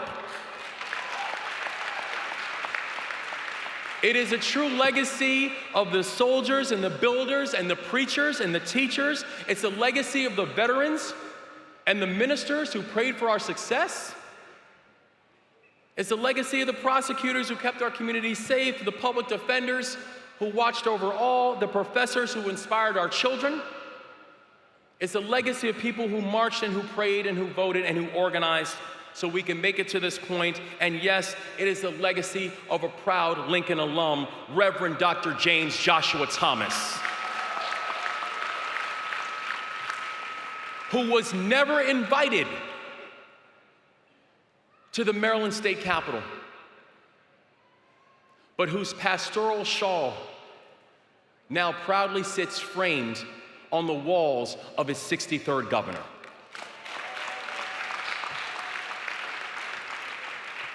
So class of 2025, today and every day, we give thanks to those who came before us. We give thanks for those who might not have known us or might not have known our names, but they woke up every morning and fought for the hope of us. We give thanks because the future prays that you will work on behalf of the hope of our future, the same way the ancestors were willing to work on behalf of us.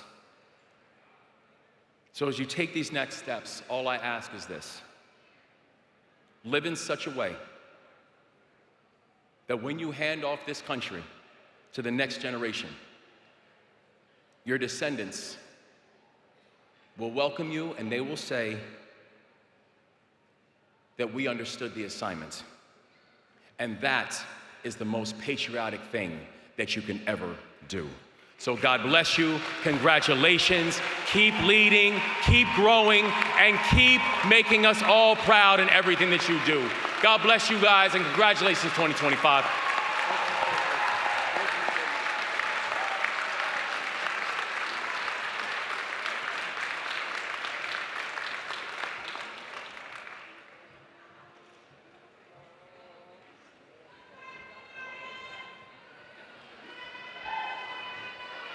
That's now Dr. Governor.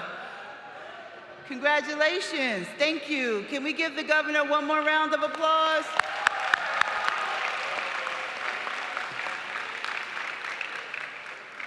Okay.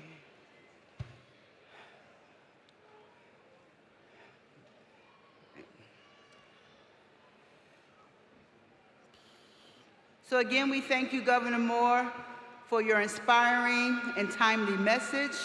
We have to remember that we continue to matter, and that if we're going to make this country great again, we have to keep persevering against some of the negativity that we've come to understand how to fight against. So thank you. We are honored that you are able to join us today, and I know most, if not all of us, are aware of the major events that have taken place in Maryland since you became governor. We certainly appreciate that you have made time to be with us today. I've been after the governor for like 2 years, but we thank you for making time for us today. I was pleased that Governor Moore was quick to say yes when he finally could find time for us on his calendar. So thank you very much for agreeing to be here today.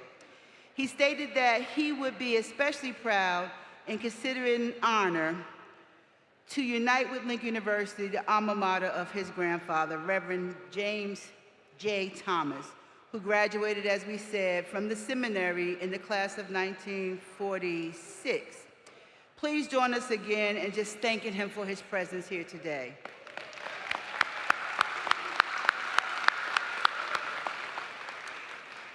Okay, I ask that you now give your attention again to the concert, this time to the concert band, under the direction of Dr. Adolph Wright, Director of University Bands. Thank you.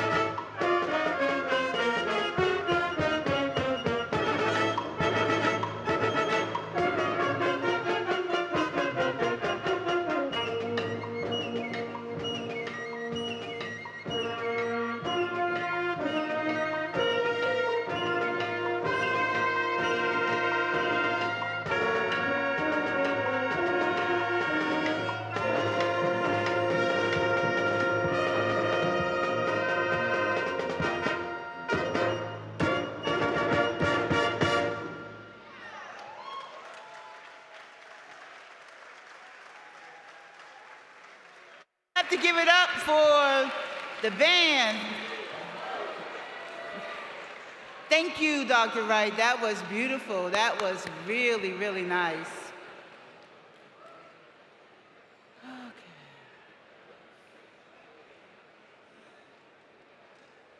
Dr. Wright has been a great inspiration for our band students, and I'm looking forward to the growth. I could see the work that you put into getting them ready for that piece, and we just want to say thank you. That was beautiful. Thank you, sir. Next on the program is the presentation of honorary degrees. The honorary degree is awarded to individuals who have distinguished themselves in their chosen profession and who go above and beyond the call of duty in their communities, in their regions, and in the nation. This year, the Lincoln University Board of Trustees approved 6 very deserving individuals for this commendation. We are pleased to honor each of them today. First, I am pleased to bring Governor Wes Moore back to the podium for the presentation of his honorary degree.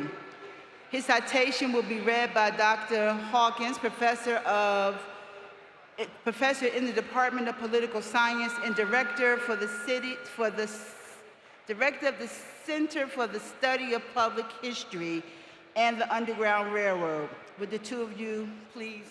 Oh, I'm over here. You're over here. There you go. Good afternoon.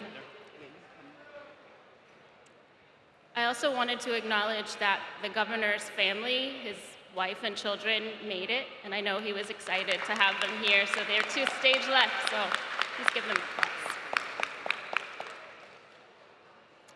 Governor Dr. Wes Moore, scholar, veteran, entrepreneur, business exec, author, social justice advocate, and governor. Your educational and career paths are peppered with testaments of an extraordinary journey that is highlighted by excellence, drive, determination, service, as well as challenge. A native of the state of Maryland, the loss of your father at a very young age made it necessary for your family to move to the Bronx before returning to Baltimore, which has been home for a number of years.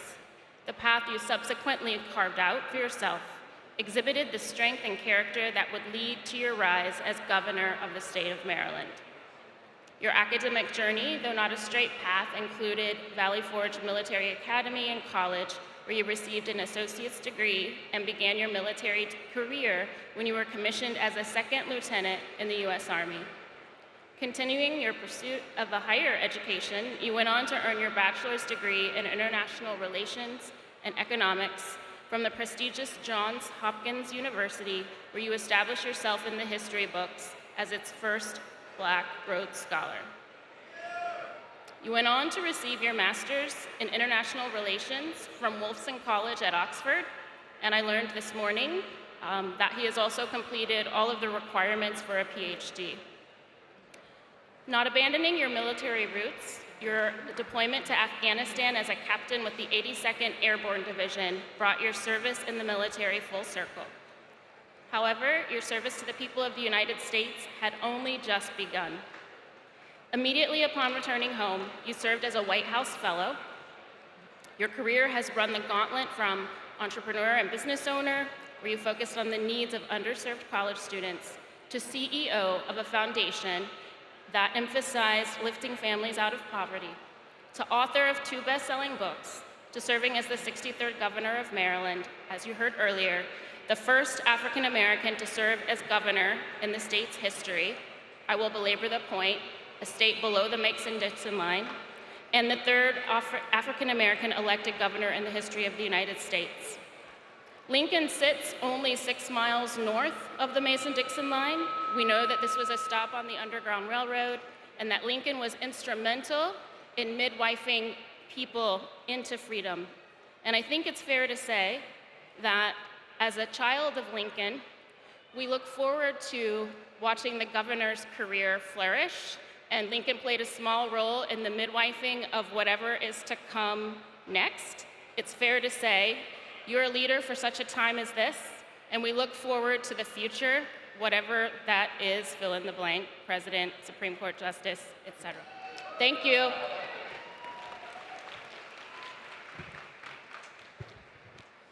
Okay, Wes Moore, as Governor of Maryland, you are proving yourself to be a leader whose integrity and genuine care unites people of all backgrounds under a common cause. Your staunch advocacy for educational equity and social justice are reflective of the core value of our historic university. Indeed, your path from military officer to White House fellow to businessman and social advocate to Maryland's first Black governor is inspiration for all of our graduates and young people everywhere. We honor you today for your service to our country and your positive example and impact on the lives of citizens of our nation by bestowing upon you Lincoln University's highest honor.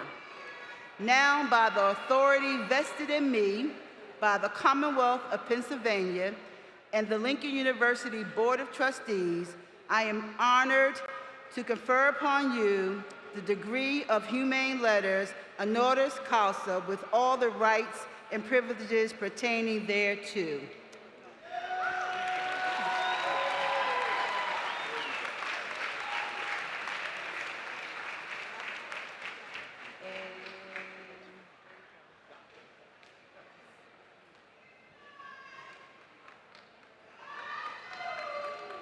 Let's get one with your actual degree.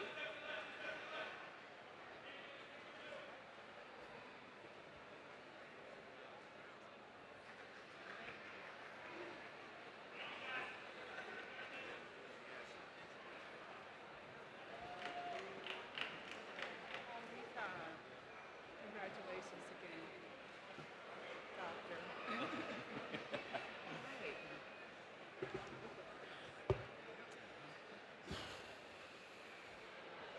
Our next honorary degree is being awarded posthumously to Vincent O. Carter, class of 1950.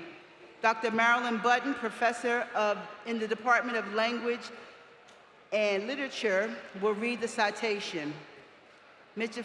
Fletcher, senior editor of Steerforth Press, the publisher of Vincent Carter's books, is accepting the honorary degree on his behalf on the behalf of the late Vincent O. Carter. Dr. Button, Mr. Fletcher, please come forward.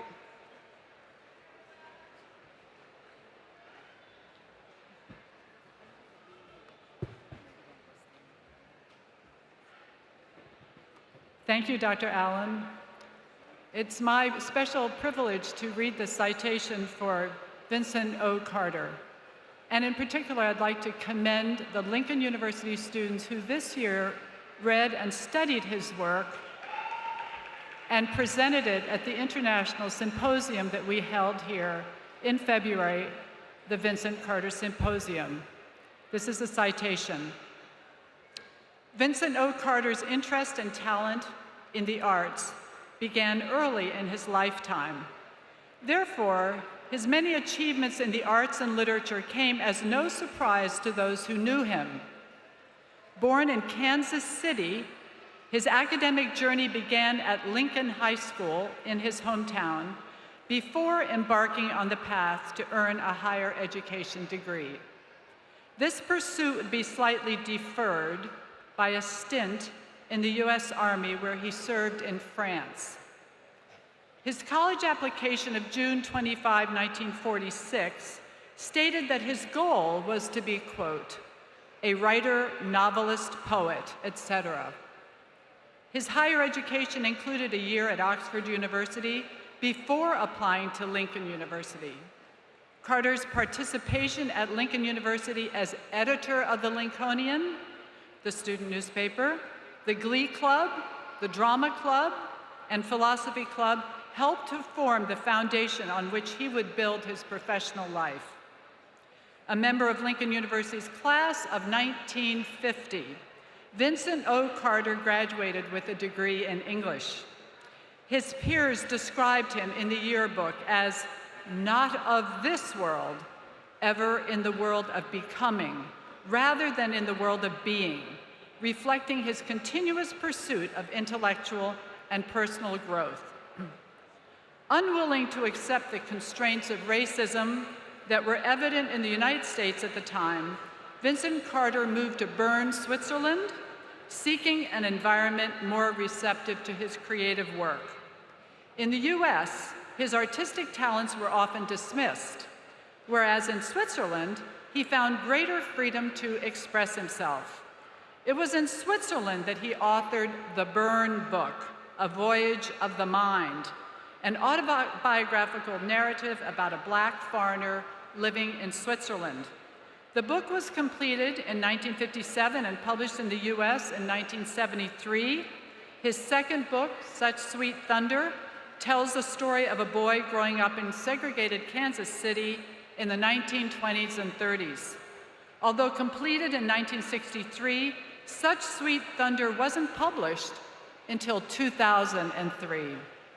His time in Switzerland also allowed him the freedom to explore drawing, painting, and sculpture. He became a practicing Buddhist, and his spiritual practices influenced his personal life and creative work.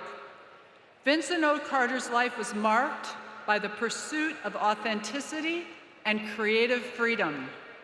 His decision to move to Switzerland, his literary achievements, and his exploration of the visual arts stand as a testament to his resilience and courage in seeking a life true to himself.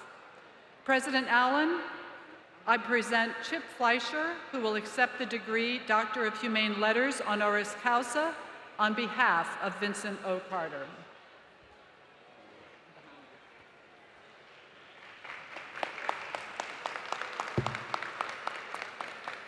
In February of this year, Lincoln University was pleased to host the Unveiling the Legacy, Race, Identity, and Social Justice in the Works of Vincent O. Carter conference on its campus. Today, we are grateful to again pay tribute to the life of the author, artist, spiritual seeker, and distinguished son of Lincoln, the late Vincent O. Carter, by bestowing upon him Lincoln University's highest honor. Now, by the authority vested in me by the Commonwealth of Pennsylvania and the Lincoln University Board of Trustees, and upon the recommendation of the faculty, I am honored to confer upon Mr. Vincent O. Carter, the Doctor of Humane Letters, honoris causa, with all the rights and privileges appertaining thereto.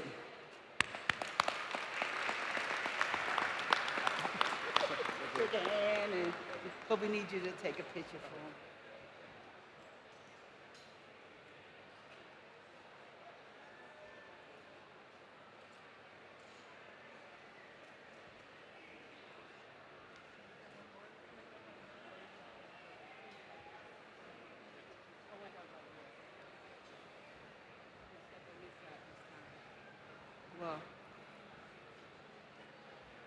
Okay.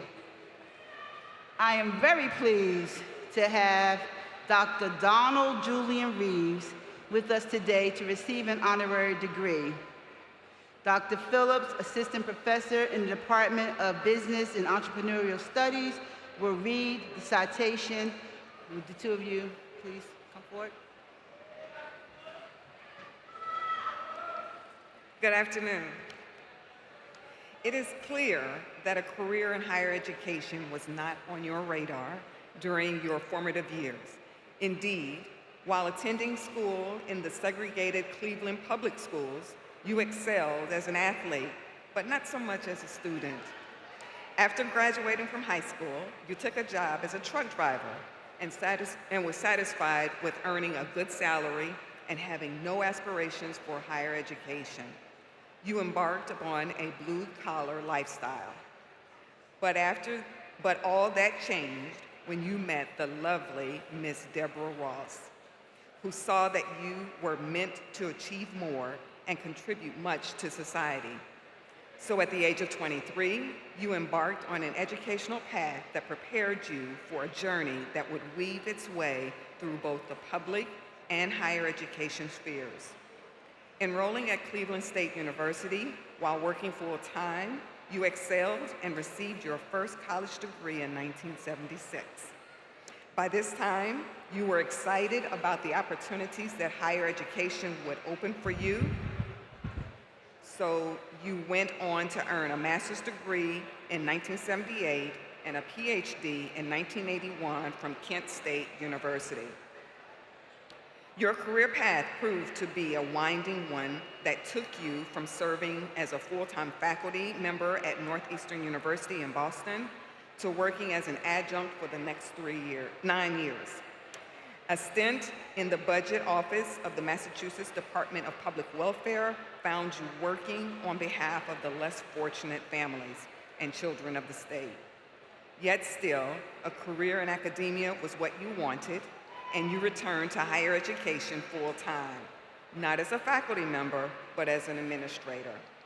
Your administrative career took off at Brown University in Providence, Rhode Island, where you entered as its budget director and rose to the role of Executive Vice President for Finance and Administration and CFO. You were the first and only African American to hold that position in the Ivy League. The University of Chicago was your next career move, where you became the first and only African American to hold that position of Vice President for Administration and CFO at the university. Your service on the boards of 2 colleges prepared you for the role of Chancellor at Winston-Salem State University, from which you retired in 2015. Due to your remarkable accomplishments while Chancellor, the trustees named the new Student Activity Center in your honor. You were also presented with an honorary degree from WSSU and given the title of Chancellor Emeritus. President Allen, I present the Dr. Donald J. Reaves for the degree Doctor of Humane Letters, honoris causa.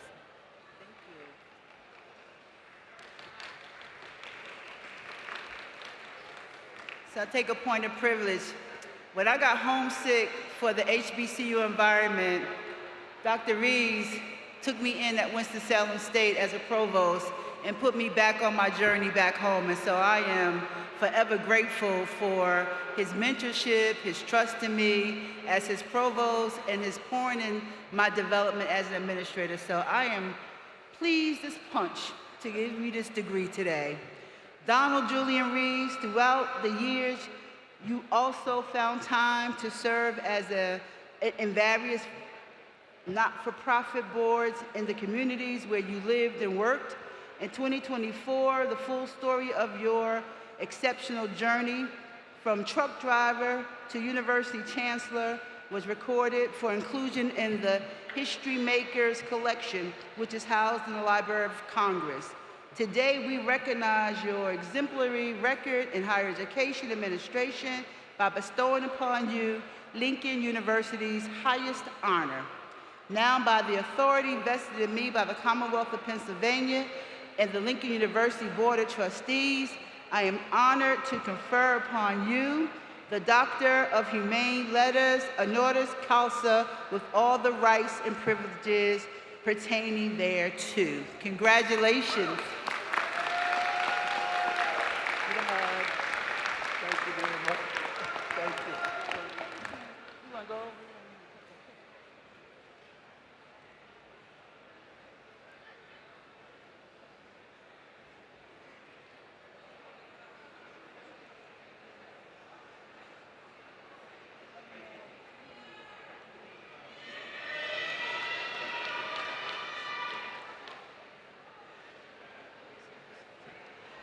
Also with us today to receive an honorary degree is Myrtle Potter. Dr. Angelia Nelson, Associate Professor and Chair of the Department of Health Sciences, will read the citation.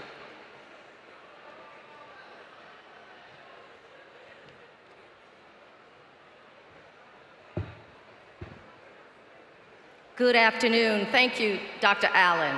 And it's truly a pleasure to read this citation for Myrtle Potter. Myrtle Potter, your expertise and knowledge as a biopharmaceutical executive, leader, inventor, pioneer in reimagining drug development methods and enhanced patient care, and corporate business leader, have opened doors that for many would not be possible over a lifetime. A degree from the University of Chicago would prove to be the foundation from which you launched your career in healthcare. Along your journey, you forged a path that led to a distinguished career in laboratories, boardrooms, and executive suites of several healthcare companies where you have been a champion for the inclusion and advancement of people of color and women in the C-suite and board roles. Indeed, your reputation and record of excellence made way for positions of leadership at many highly regarded healthcare companies, including Semitivant Biopharma, Roivant Sciences, Genentech, and Bristol Myers Squibb.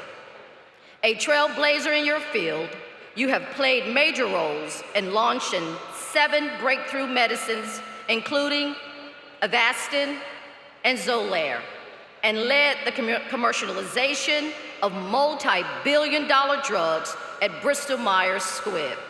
In addition, your invention of 3 US patents has been instrumental in drug development methods and enhanced patient care. A successful entrepreneur, your knowledge of the healthcare industry reaches far beyond the labs and to the corporate realm. The co-founder and owner of Myrtle Potter and Company, a global healthcare advisory firm, you guide companies through successful business turnarounds and growth strategies. Your dedication to philanthropy and health equity has also not gone unnoticed and has come with appointments to several corporate boards, including Liberty Mutual and Gaudant Health. You also sit on the board of the University of Chicago, your alma mater. Your achievements in leadership have also been acknowledged by several influential business publications, the list of which is too numerous to name here. Your name is also included on the list of the most influential CEOs and board of directors, according to Savoy magazine, and most powerful women in business, and the 50 most powerful Black Americans in business, according to Fortune magazine. Your stellar achievements and service are worthy of the recognition that you have received over the years. President Allen, I present Myrtle Potter for the degree Doctor of Humane Letters, honoris causa.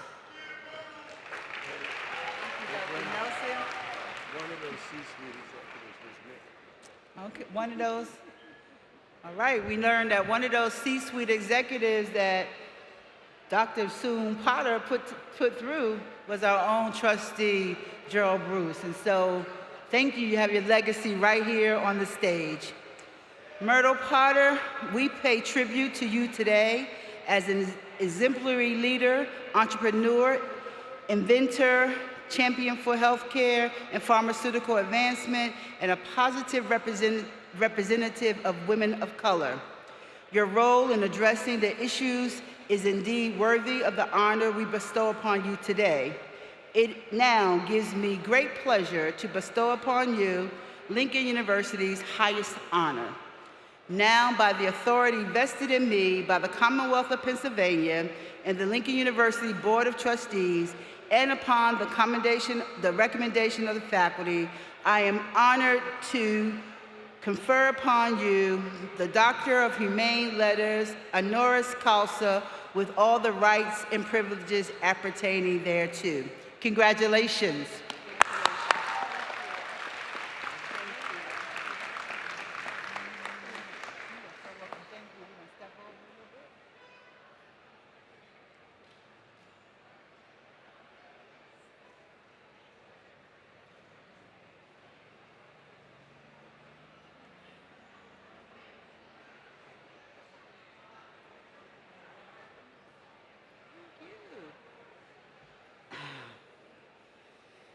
We now have the pleasure of bringing Dr. Edmund Wyatt Gordon to the podium to receive his honorary degree. Dr. Dees, Dr. Dees, who is in the Department of Language and Literature and the director of the Horace Mann Bond Honors Program, will read his citation. We'll do it on this side.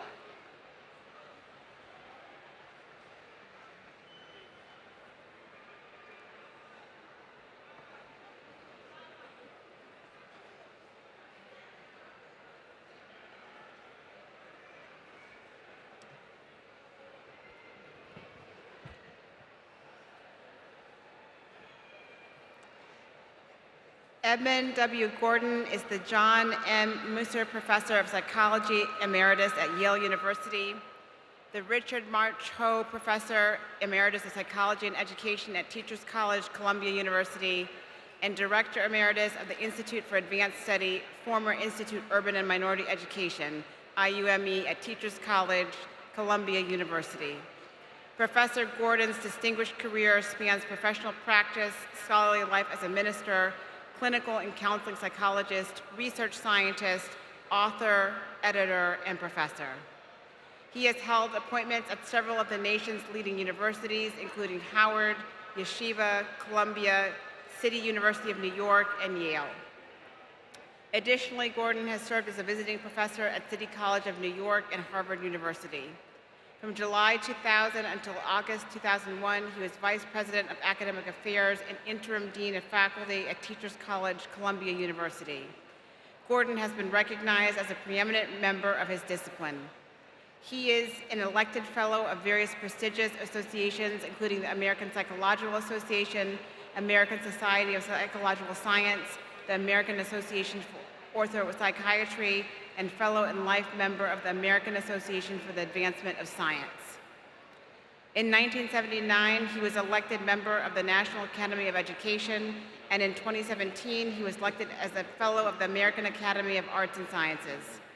Among his most recent honors are being named Honorary President of the American Educational Research Association in 2021, the Edmund W. Gordon Chair for Policy Evaluation and Research created by the Educational Testing Service to recognize his lasting contributions to developments in education, including Head Start, compensatory education, school desegregation, and supplementary education.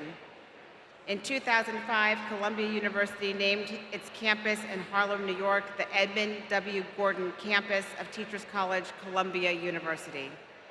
Between 2011 and 2013, Gordon served as the organizer and chair of the Gordon Commission in the Future of Assessment in Education. Gordon has been named one of America's most prolific and thoughtful scholars. He is the author of more than 400 articles and 25 books. President Allen, I present Edmund Wyatt Gordon for the degree Doctor of Humane Letters, honoris causa.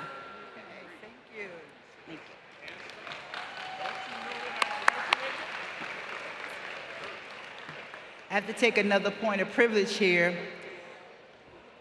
So when I finished my doctorate degree at Howard University and was about to go into my career in higher education, Dr. Gordon welcomed me into his lab, his program at Yale University, and opened up so many opportunities for me to just flourish in this higher education environment. So I am eternally grateful in that Dr. Gordon is now 103 years old.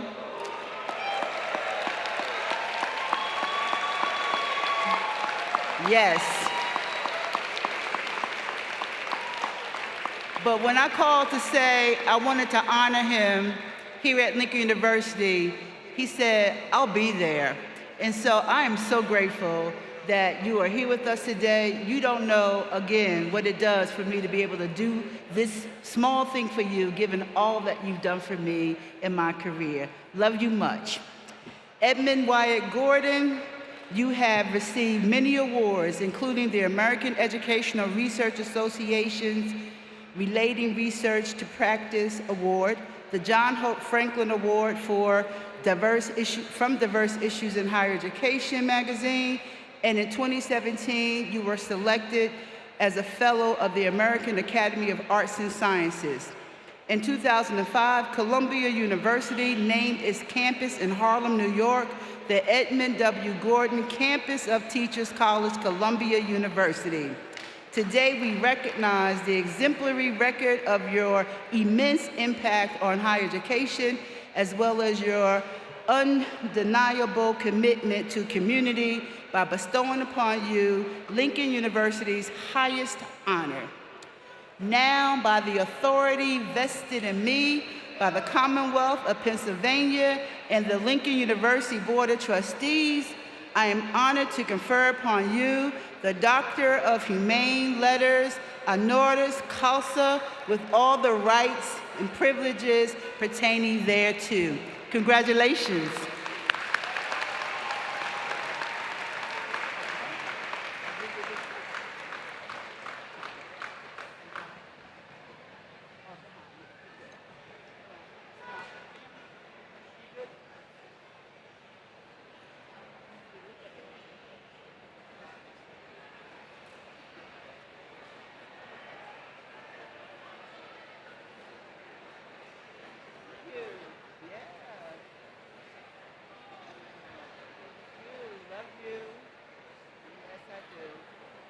All right, I'm just having another one of my best, living my best life days. Thank you.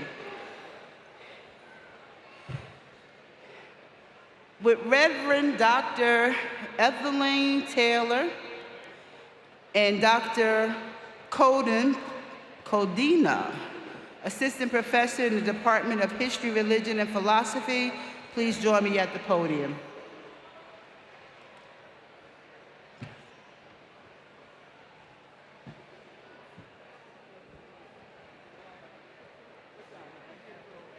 Good afternoon. It is my pleasure to read the citation for Reverend Dr. Evelyn Taylor. A native of Philadelphia, you graduated from the Philadelphia High School for Girls in 1951 and studied at the Philadelphia Conservatory of Music before entering our beloved Lincoln University. Your union in marriage made it necessary to leave Lincoln before earning your degree. However, not to be deterred, you studied at Harvard University before earning your bachelor's degree in education from Calvin College. Throughout the years, you did not deviate from a path that has woven its way through your interest in music, ministry, education, and community service. While teaching elementary students in the Philadelphia public school system, you furthered your graduate studies at Temple University and the University of Pennsylvania. You also taught at the University of Pennsylvania School of Education, where you trained and prepared students for careers in public education. Your love of the ministry included serving at the Pleasant Hill Reformed Church and fulfilling the roles of organist and choir director at Reaves Memorial Presbyterian Church for 15 good years. The ministry remained an important aspect of your life journey, and retirement from education presented the opportunity to pursue theological studies at Eastern Baptist Theological Seminary, where you earned a Master of Divinity degree. In 1994, your pathway in the ministry expanded when you were ordained in the Presbyterian Church, USA, which was a significant milestone in your pastoral career. Throughout the years, you remained committed to the community and the Presbyterian Church. The registries will tell the story of your service in many positions within the church, including elder, deacon, director of Christian education, music and worship leader, and youth director. Indeed, the registry will also be a testament to your commitment beyond the local church, where you have served as workshop leader for the Presbytery of Philadelphia, Director of Summer Cultural Enrichment and Tutoring Programs, and have held significant positions within the Presbytery of Philadelphia and the National Black Caucus of the Presbyterian Church. Your stellar contributions to education, to community, and to the ministry have not gone unnoticed. In recognition of your many contributions, you received the Distinguished Daughters Alumni Award from Philadelphia High School for Girls, and you were awarded an Honorary Doctor of Divinity degree from Eastern University, Palmer Seminary. President Allen, I present Reverend Dr. Edwin Taylor for the degree Doctor of Humane Letters, honoris causa. Thank you. Ethelyn R. Taylor, we pay tribute to you today for your steadfast commitment and long record of service and ministry, which is an outstanding example for all of us. As such, I am extremely pleased to bestow upon you Lincoln University's highest honor.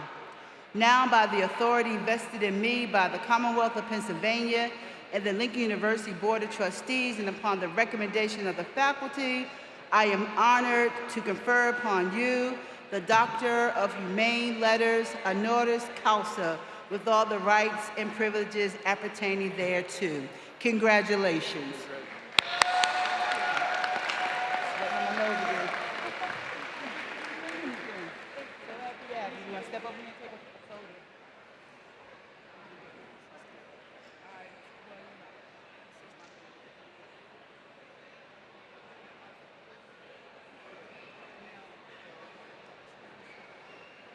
Congratulations to all of our honorary degree recipients. The Lincoln University faculty is proud to honor each of you for continuing support and contributions to our communities, the nation, humanity, and the populations you serve. We are delighted to welcome you to the Lincoln University family. Can we give them one more round of applause?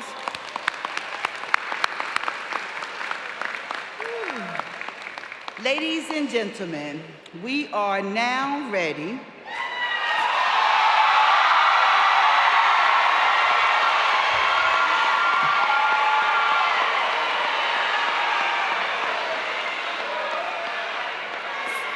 for the main event.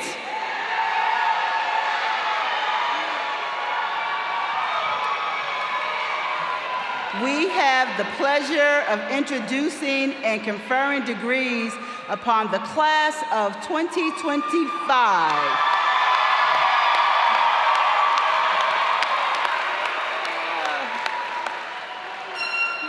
Dr. Joseph, will you recognize our candidates for the master's degree?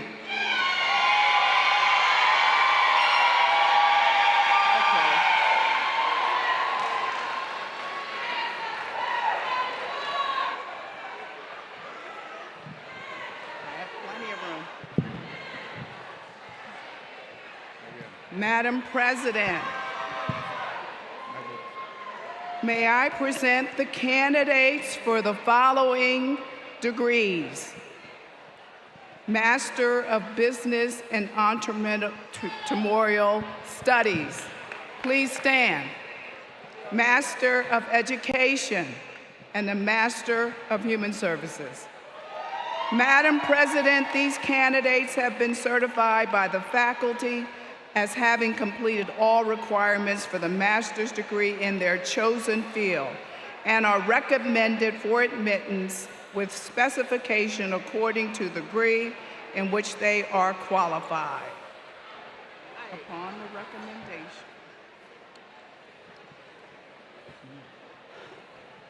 Upon the recommendation of the faculty, and by virtue of the authority vested in me by the Commonwealth of Pennsylvania and the Lincoln University Board of Trustees, I do hereby confer upon you individually the master's degree with the rights, privileges, and responsibilities thereto appertaining, and cause you to be vested in the hood appropriate to this degree.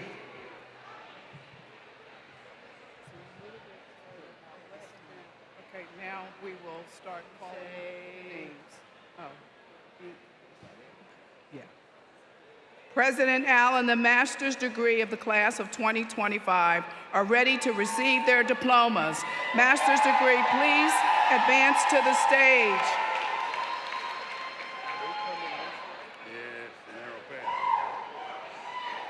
Anthony G. Kopman Jr. Brian Exum.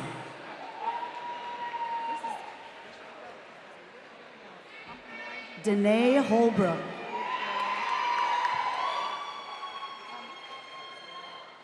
Mona Lisa Myers. Taylor Milan Norman. Afiz Orusimambari Oloko. Brendan Paul Roberts.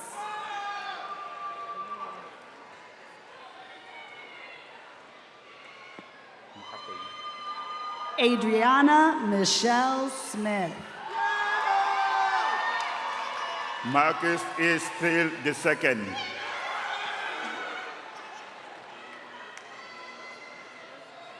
Joseph J. Warwick Jr.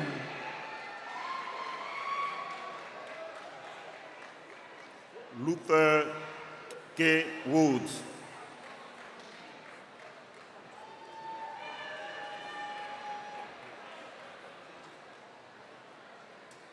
Elias Ajura.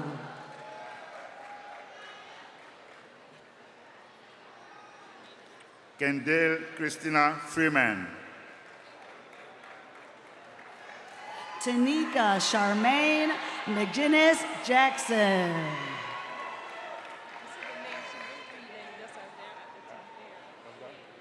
Christy Love Matlock.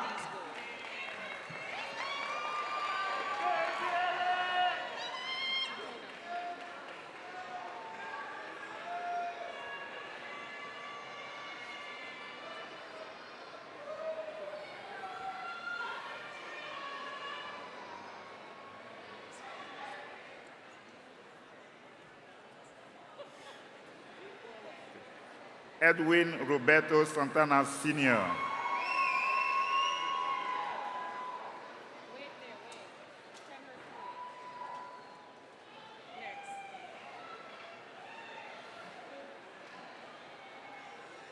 Montez E. Brown.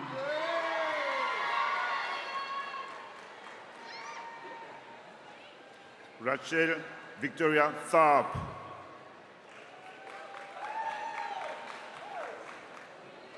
Norland E. Bailey.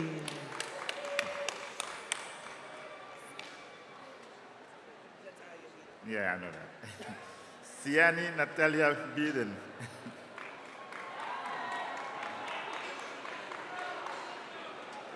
Felicia Stephanie Danielle Branch. Nakaya. Okay, Nekia L. Brown.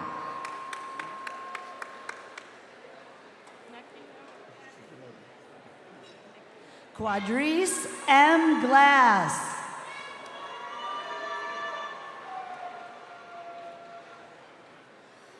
Ariel O. Harding.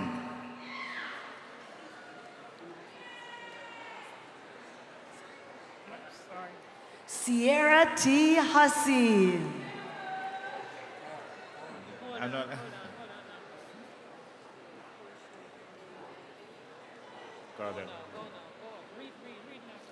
Matthew Cardell Jefferson Jr.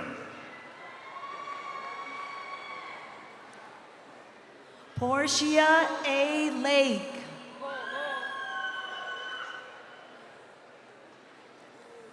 Thomasina Lee.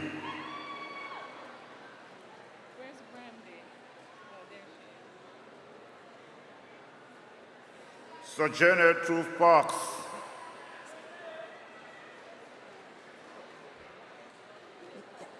I'm waiting. Whose name is this? Yeah. Monique L. McNeely. She did not give it to me. Yes, I said it.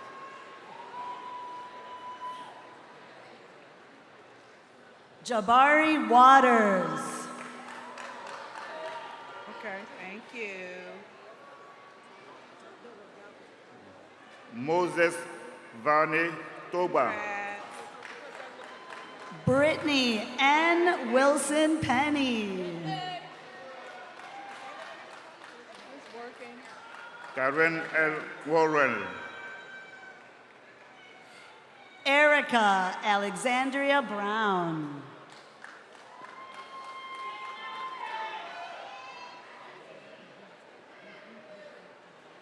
Yasmin Najee Hill.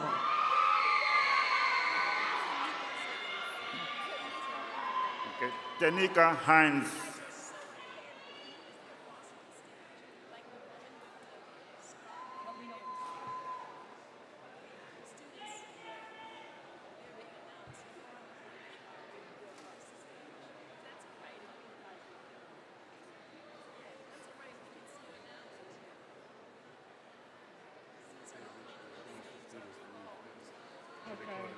You gotta call the, get the, who?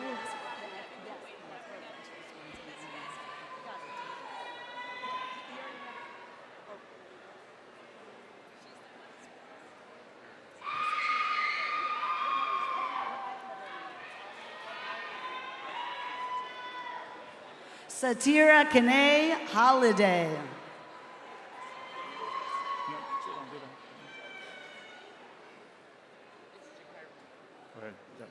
Eugene Lett Jr. Jikara A. Moore.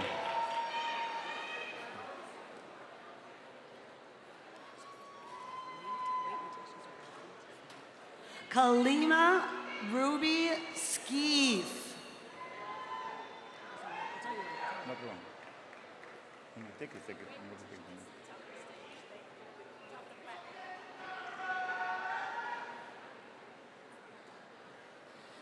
Talia L. Watson. Now I can see it. Okay.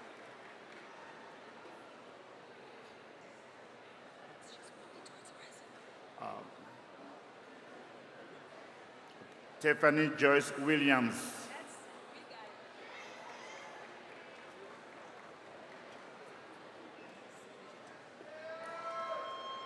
Patrina Natalie Clark Stewart.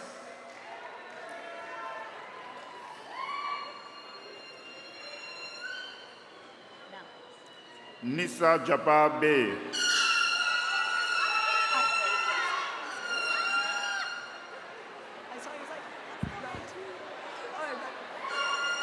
Sean D. Anderson Sr.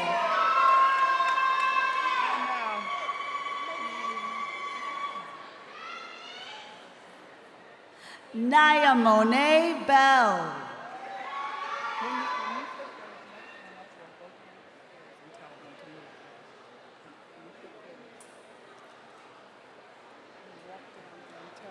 Yeah. Latisha L. Bradley.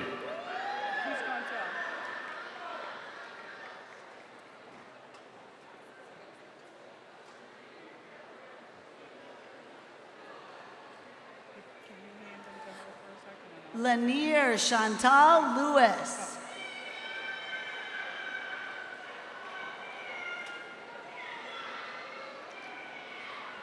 Sierra Jasmine Pace Pickney.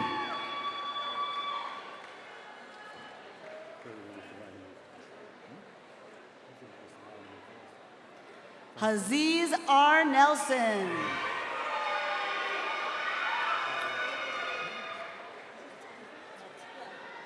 Okay, Miracle A. Potter.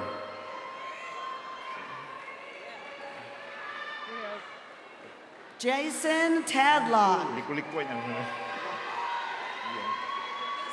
Okay, Linkoya Walker.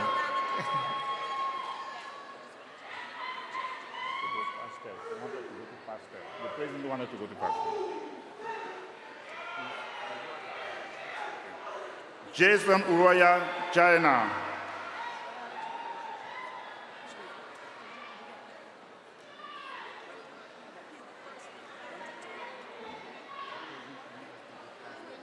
James Jr. Bowman. And now, so we're going to take a minute. Marsha Charita Brown. Brandon Ruff Sr. Yvonka Bryant. Tiffany S. Carter.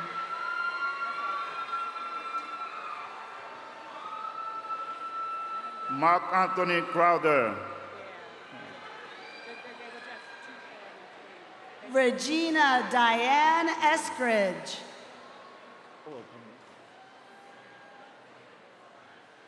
Signon Lynette Hargest.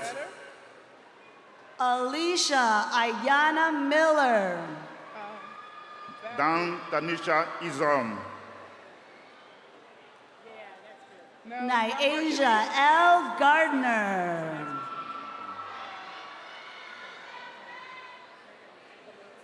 Okay. Valencia Lynn Tompkins. January Tamaya Jefferson. India City Qua Frazier. That's funny.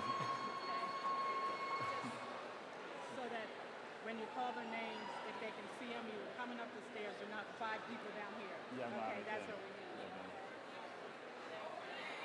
Thank you. Okay, that takes care of them. All right, my turn. Before we do that, we're going to make some...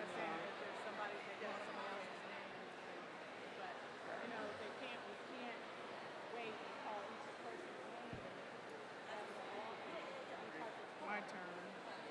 So we're trying to make it, we're trying to make it so that at least on the stairs, when you call their name, so whoever knows them will see them. Got it? Ready?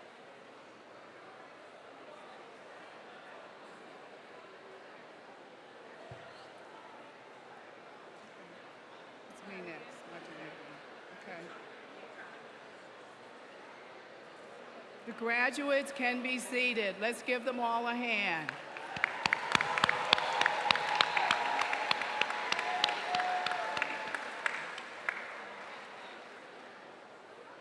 As we move into the next section, I will take the time to talk about the recognition of honors graduate.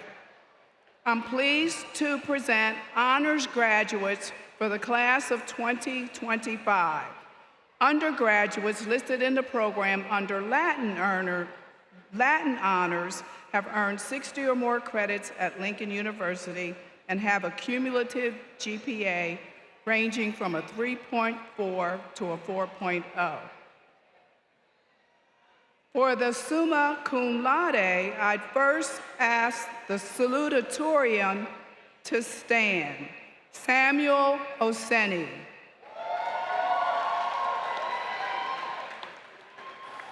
Our salutatorian, Samuel, earned his BS in computer science. Will all the other graduates listed in the program as summa cum laude please stand? These graduates are graduating with the highest honor and have a cumulative grade point average of 3.8 to 4.0. Congratulations. Please be seated. Will those graduates listed as magna cum laude please stand? These graduates have cumulative GPAs between 3.60 and 3.79. Congratulations. Please be seated. Will those graduates listed as cum laude please stand? These graduates have cumulative grade point averages between 3.40 and 3.59. Congratulations. Please be seated. We have another category of honor graduates that are receiving academic distinction today. Will those graduates listed in the program under honors please stand? These graduates are persons who have earned credits prior to attending Lincoln and have earned a GPA of at least 0.3.4. Let's give all our honor graduates a round of applause. And now, Madam President, I have the pleasure of presenting the bachelor's degree. Will all candidates for the bachelor's degree please rise? Please rise. Madam President, these candidates have been certified by the faculty as having completed all requirements for the degree of the Bachelor of Arts, Bachelor of Science, according to the program which they have qualified. Your turn, Dr. Upon the recommendation of the faculty, and by virtue of the authority vested in me by the Commonwealth of Pennsylvania and the Lincoln University Board of Trustees, I do hereby confer upon you individually the bachelor's degree in your chosen field with the rights, privileges, and responsibilities thereto appertaining, and cause you to be vested in the hood appropriate to this degree. Madam President, the undergraduates of the class of 2025 are prepared to receive their diplomas. Graduates, please advance to the stage at the direction of the marshals. Vijen Patel. Tamia Rosamay Johnson. Chinyere Obiageli Ofor. Fortune Omanabe. Grace Olaglekan. Itaolua Ibitoye. Gabriel Kofi Bedford. Rachel Destiny Christina Brown. Yes. Ashante Monique Smith. Valerie Wonderful Otutu.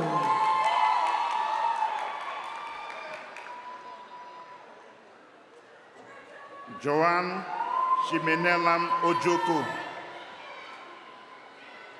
Clems. Clement Julius. Jenaya Aliyah Holy. Kaya J. Edwards Walker.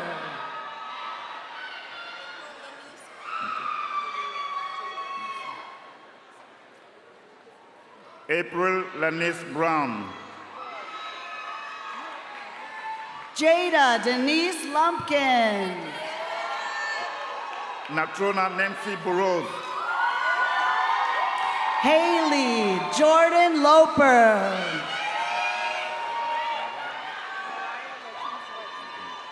Okay.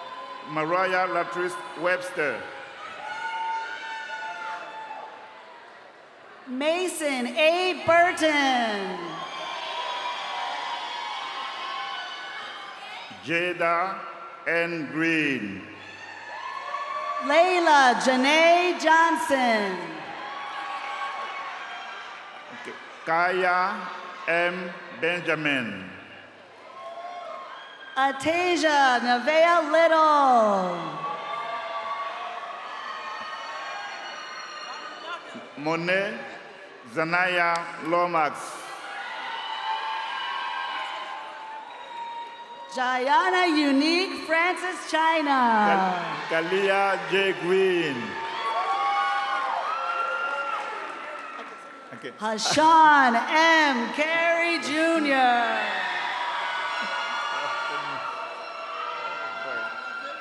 Shade Elise Michel. Ogora Rifa Temitope Prince Will. John Nuji John. Samuel Oseni.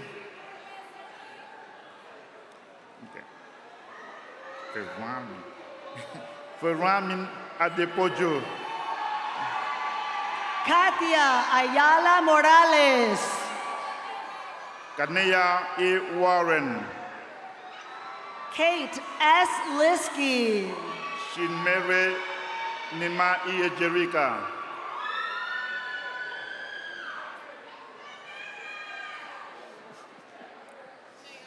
I know. Saye Dayon Parker. Diana Jenkins. Sydney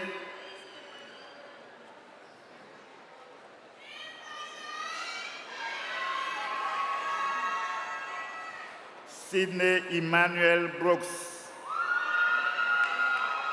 Akaya M. Henry Riley.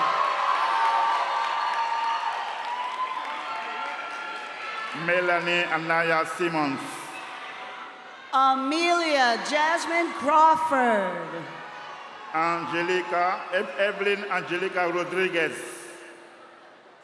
Janae Andrea Hassim. Brianna Ashanti Reed. Kamani S. Johns.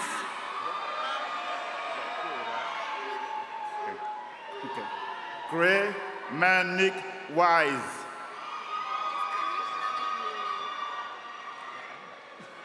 Asia Isaac.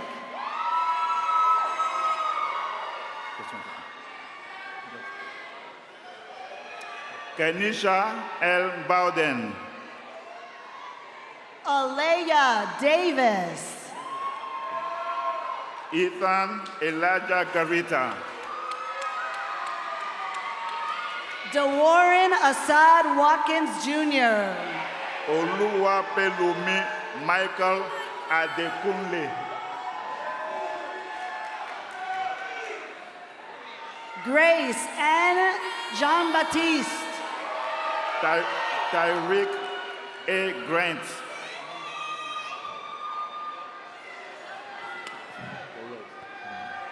Jelani Malachi Muhalim Hall.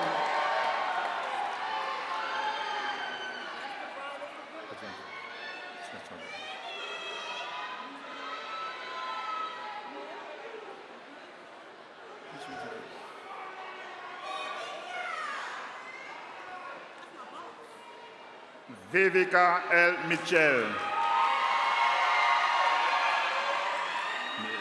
Jamal Fernando Maloney Jr. Amiri C. Bell. Taylor J. Brown. Tiago Hector Alvarez.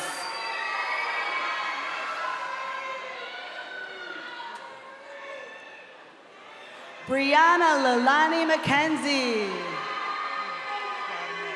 Kelly Alice Kroom.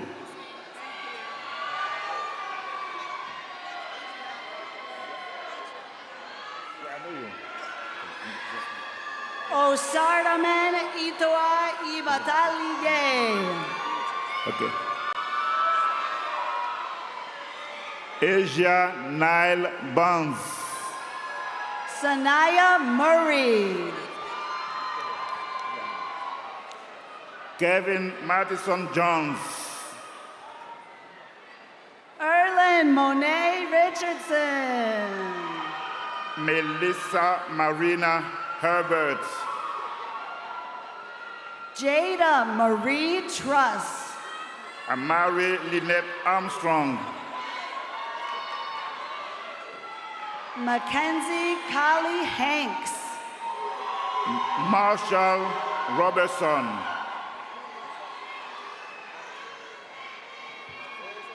It's easy. Emmanuel O. Toha. Freddie Young Jr.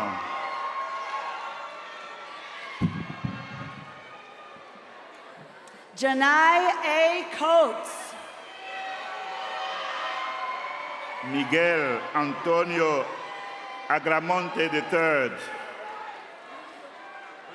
Dwayne A. Davis, Jr. Vincent C. Riccardi. Ian Roger Haywood. Brian K. Black. Shania T. Ray. Heaven Monet Lewis.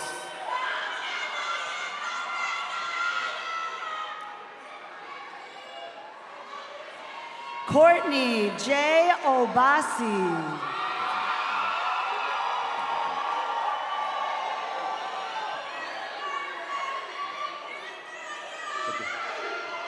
Delani E. Carpenter. Imani D. Davis.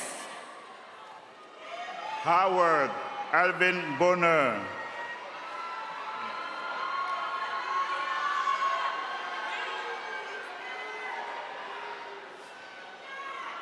Michelle E. Blue. Michaela Christine Grant. Grace Kia. Jayana S. Tribble. Thank you.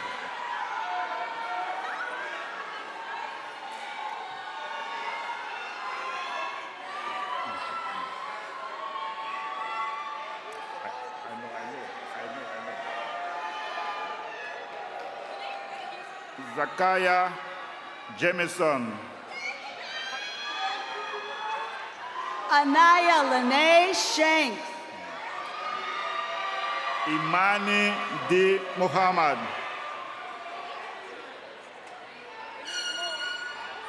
Katrina Amani Mark Dowell.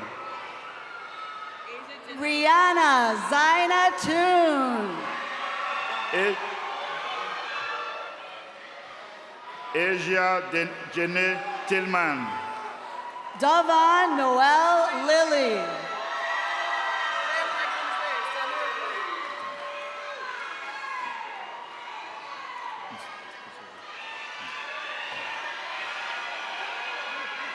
Sami Rahim Green. Zoe Mila Feeble. Naomi Michelle Miller. Jayla R. Etheridge. Latanya Denise Salters. Janelle K. Cooper. Taylor Snowden.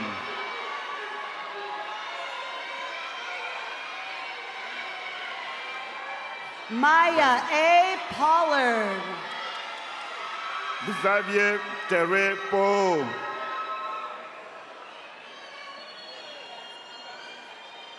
Carmen Morgan Delaney. Jalen M. Brody. Erica Kennedy Winder. Kennedy Winder. Anaya Jenny Christmas.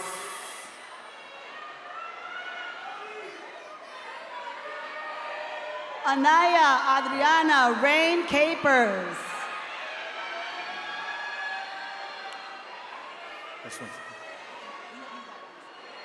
Tyler Bergen.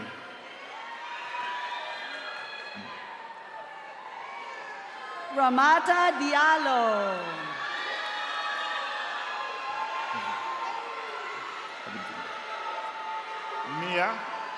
Nia Nkenje Smith.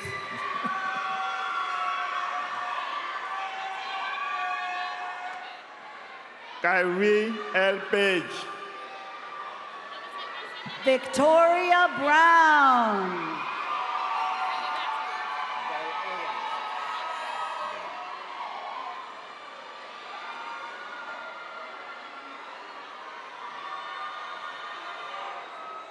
Yes, one second.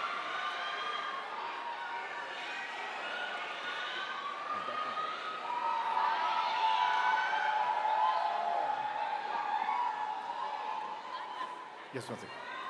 Zaira Sales. Gabrielle A. Vicock. Kayla Taylor. Kaya Nicole Smith. Sydney N. Davis. Okay.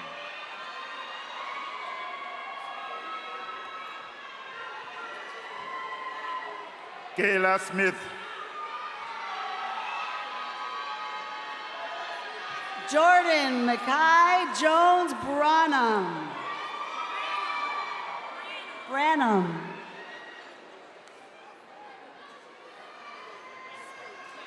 This one. Suraya Coulter.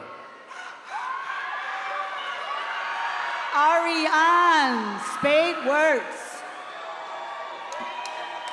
Jada Evian Goodwin.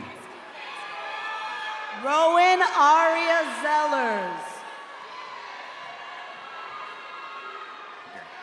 Asaya Ray Abdullah. Morshay Jackson. Jaden Renier Turner. Dalen Payne Washington. Maya Livon Barnett. Shayla T. Freeman. Imani Francis. Chantel Rose. Eusebio Jordan Refuse Jr. Kalia I.J. Blue Josie Ferdinand. Yes.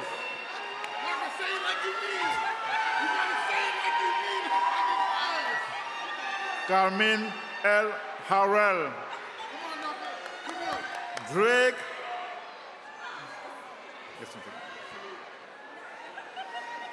Drake Mitchell Smith. Isaiah Justin Johnson. Jalen Sania McCarter. Yelani Monet Carmichael. Askyla Brianna Bennett Banks. Jabrion Lillian Bunyan Nelson. Denesia Monet Hunter. Taylor Aaliyah Allen.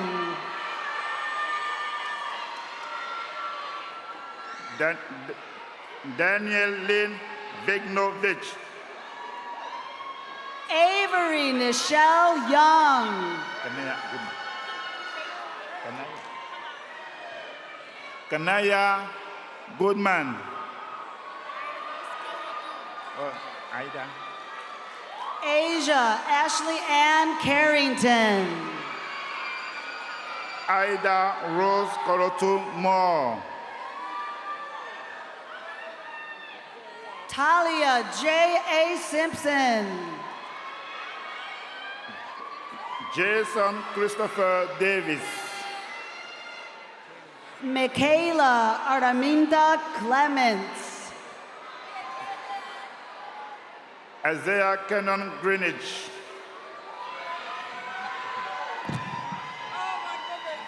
Stefana Williams.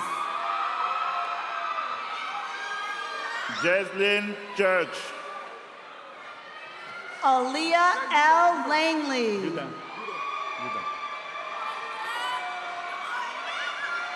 Judah Umpuntu Butumbi.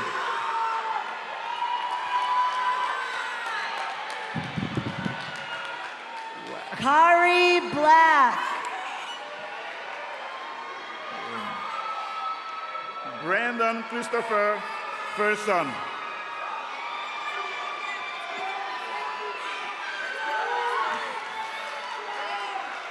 Roosevelt L. Wright.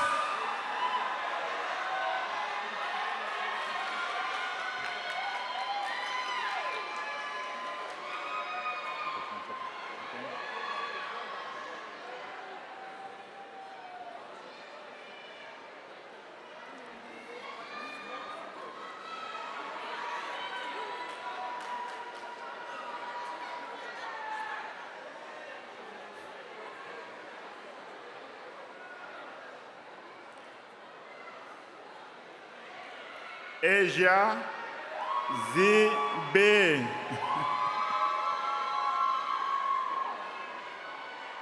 Kataja Council.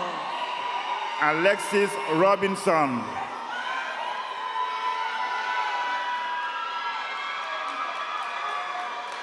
Seaja Bradley Cross. Delonte Amari Scarborough. Allie Renee Cheatham. Samia Ashley Thomas. Shania Ellison. Brianna Dene Mitchell.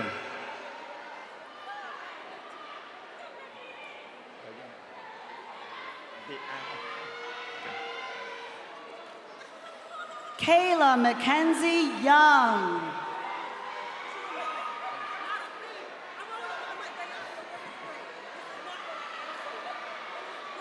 Diana Solone.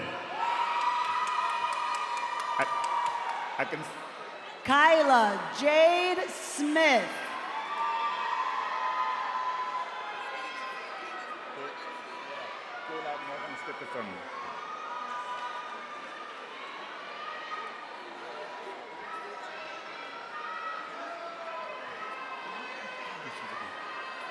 Kayla Morgan Stephenson. Sade B. Adiiga.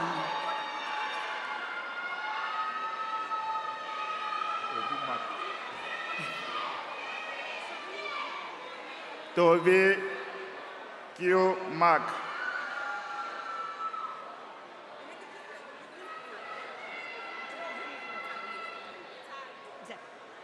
Tadia Amina Jackson. Keisha Taylor. Phaedra C. Peel. Lamé Lawrence Whitman. Ajane Brianna Anderson. Rihanna Clayton.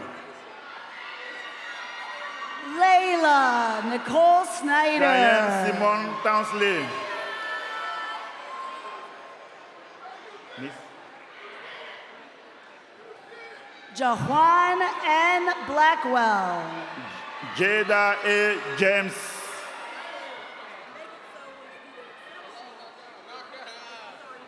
Amir R. Gerard.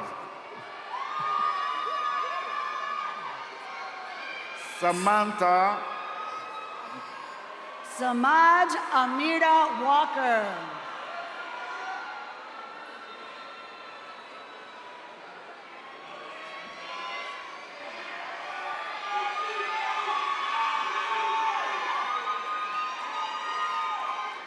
Anissa Jalen Fields.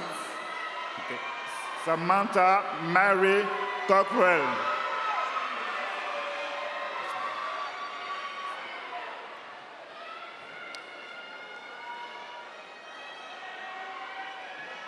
Siani Hope Montgomery. Shaylin Denise Green. Andrew J.C. Morland. Sierra Ray Monet Thompson.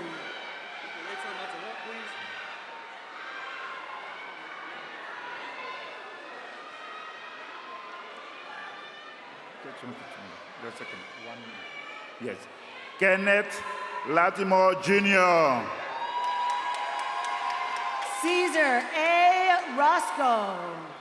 Monet L. Taylor. Tynea K. Brown.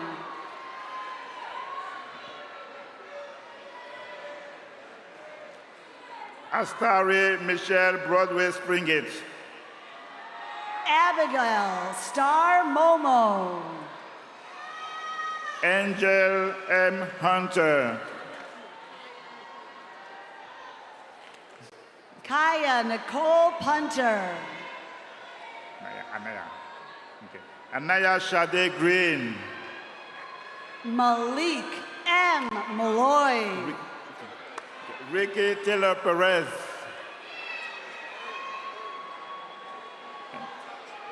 Ronte Warren Dunbar. Ronald E. Thomas III.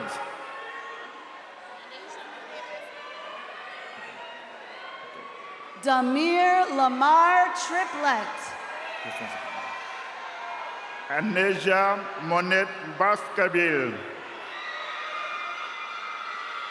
Leah Sierra Freitas. Jeffrey M. Ascona. Wesley Martin Hogan.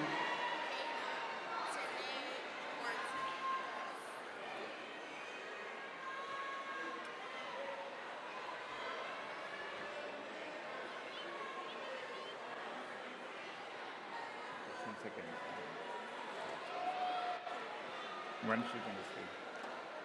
Keda Tene Martin. Taylor Monet Juliana Bryce. Zenea De Stribling. Harris Kalisa Brown. Kai Yvonne Moore.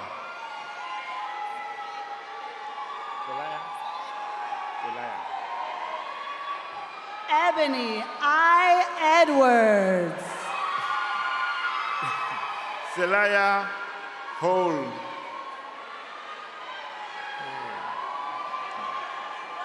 Ami Donnell Smith.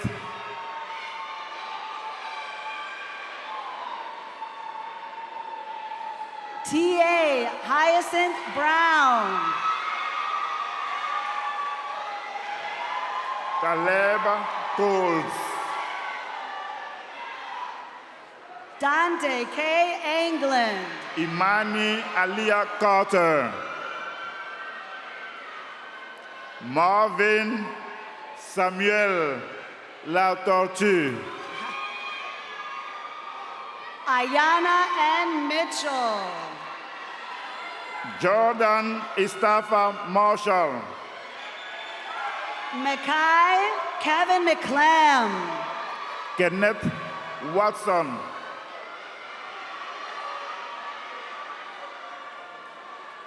Adowa Ofori Opuku. Rami David Watson. Cameron Jones. Delisha Amaya Ashley. Michaela Elise Black. I saw you. Mia Whetstone.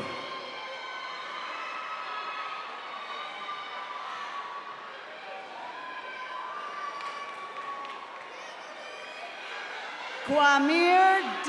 Robinson. Malik Davis. Kaylin Nicole Dove. Brandon Anthony Isaacs. Deja LaShawn Moultrie. Sierra Alexis Jervis. Tashani Shanae Jenkins.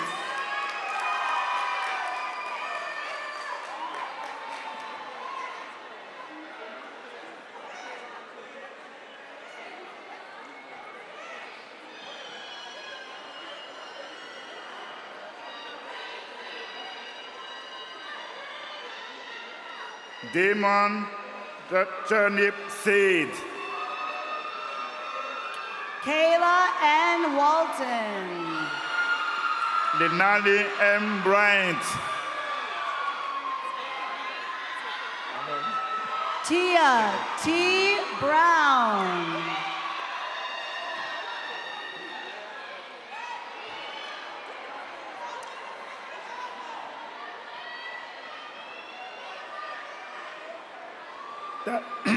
Tyree Tider. Javier Hall Soto. Kenneth Hawkins Fenner Jr. Tamia McCoy. Dominique Michel Deville. Terrence Walker Raspberry.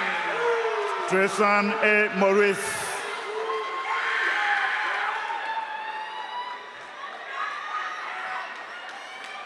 Antonio M. Totten. Brianna Lachey Archer. Elizabeth McDaniel. Francesca Jada Kaut. Celia Martin. Kevin L. Dupree Jr. Talia Chablis Lavender. London Tare Banks.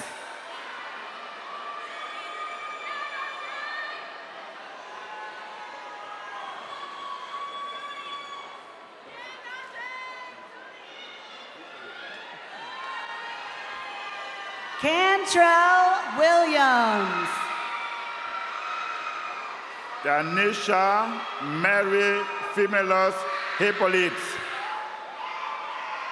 Najee T. Jones. Anne Mary Berry Grant. Alifa Fatima Brooks. Kyrie N. Webster. Antonia Lindsay. Kaylin A. Stringer. Olivia Bright.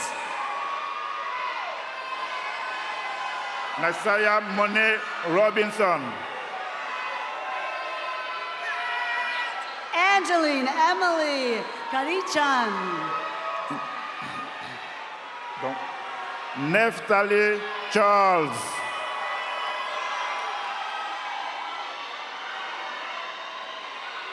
Anaya Kalari Oxendine. Aliyah Wilson. Raven Pleasance. Bucky J. Cleveland.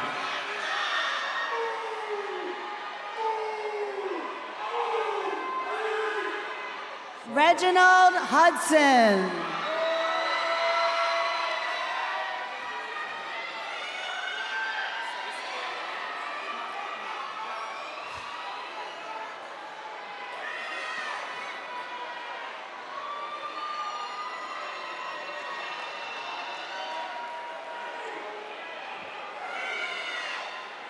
Peter Sober.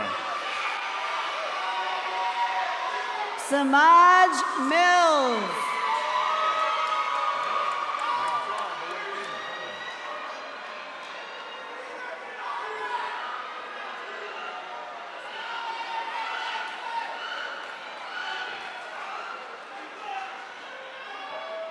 Evan Christ Nah.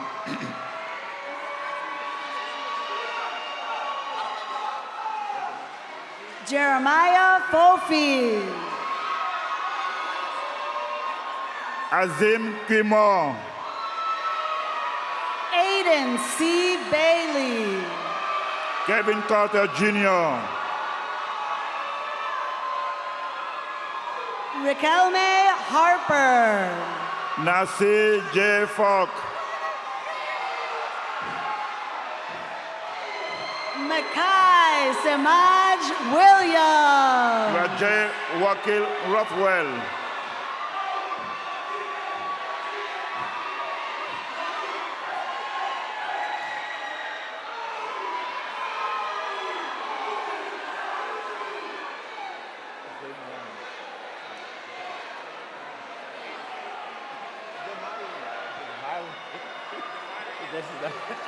I got it. Okay.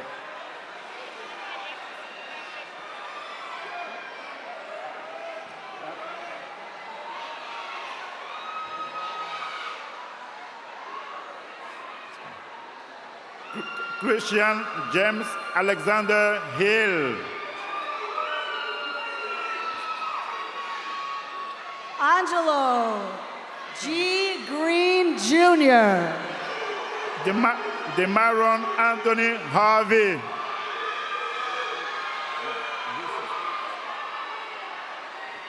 Drew C. Stephens. Hunter Terrell.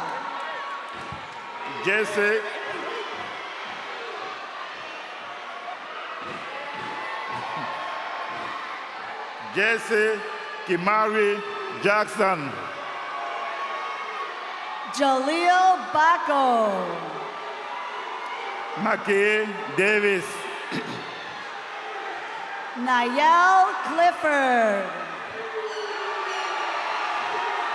Aliyah Ellis. Sasha Simone Price.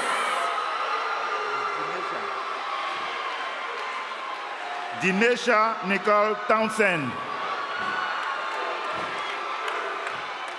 Kiana Sumter. Kristen Kinnard. Tahaj Z. Francis. Jordan Jeremiah Hall.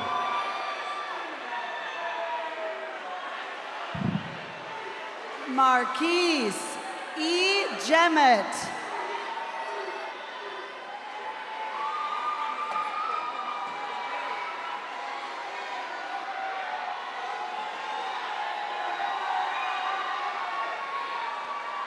It's finished?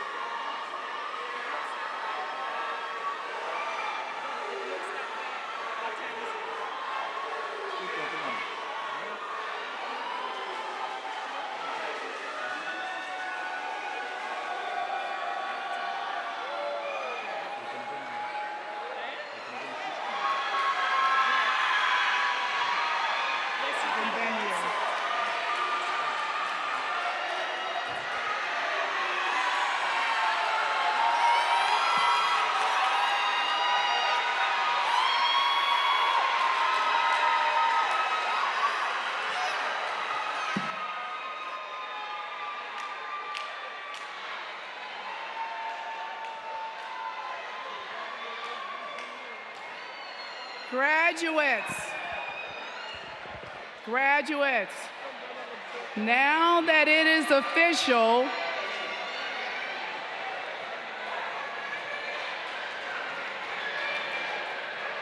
please turn your tassels to the left.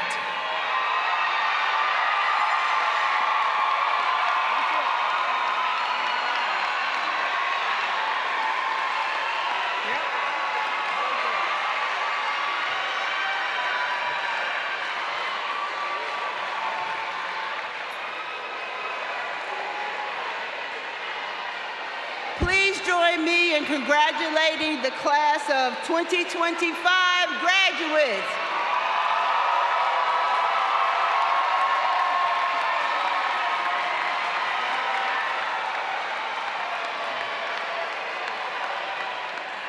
Graduates, please stand and salute your family, your friends who supported you through this journey. Yeah, they couldn't hold them. All right, we now call Miss Cherise Carney Nunez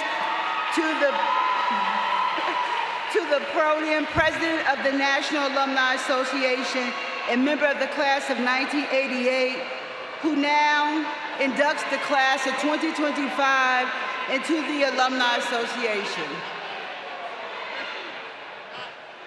Oh, excuse me. It's like good luck.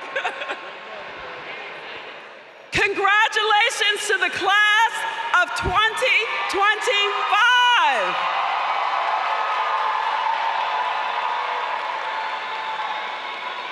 You are lions for life. All right, we're almost done here. The Alumni Association of Lincoln University is a national organization. We have 13 chapters across the country and so many ways to stay connected to Lincoln now that you have graduated. And so as National Alumni Association President, I am here today to induct you into a lifetime commitment of supporting the past, the present, and the future legacy of Lincoln University. So class of 2025, those of you who are still here, come on, let's stand and repeat after me because I'm going to induct you into the Alumni Association. And that does include our honorary alumni. All right, I, say your name, promise to support my alma mater, my fellow alumni, and to support Lincoln University with my time, my talents, and my treasures. All right, so welcome into the oldest HBCU Alumni Association of the first degree-granting HBCU, and now all the alumni within the sound of my voice. That's you, emeritus class, stand up, put your L's up, and let's welcome the class of 2025. Put your L's up.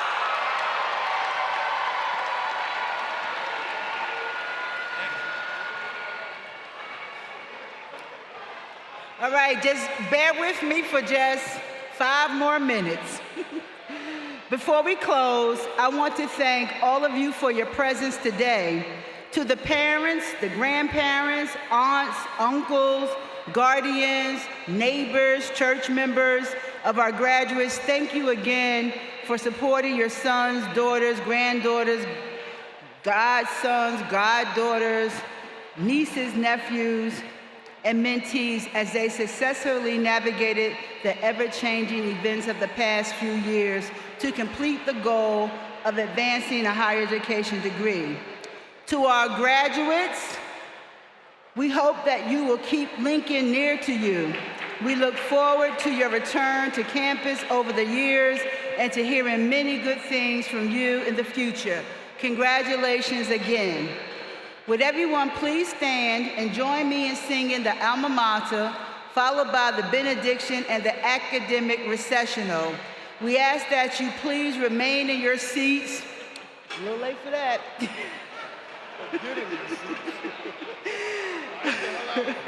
I can't even feel it. While the platform party, faculty, and students process out. Thank you again for your presence today and for celebrating this wonderful community of scholars. Thank you.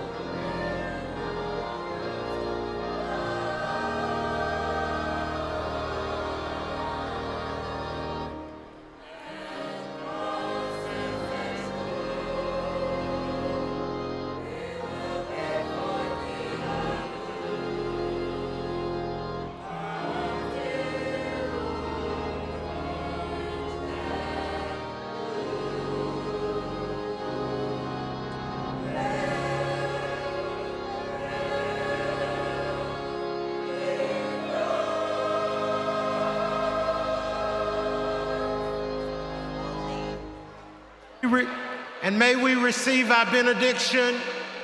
Good and gracious God, 4 years ago, the imagination of our president was to bestow on these students a prophecy stole. And here they are today, degreed and conferred. God, will you be with them as they make entry into this world? Help them to remember that they are blessed to be a blessing and to learn, to liberate, and to lead. And let it all be done to the glory of God and for the legacy of Lincoln. Amen.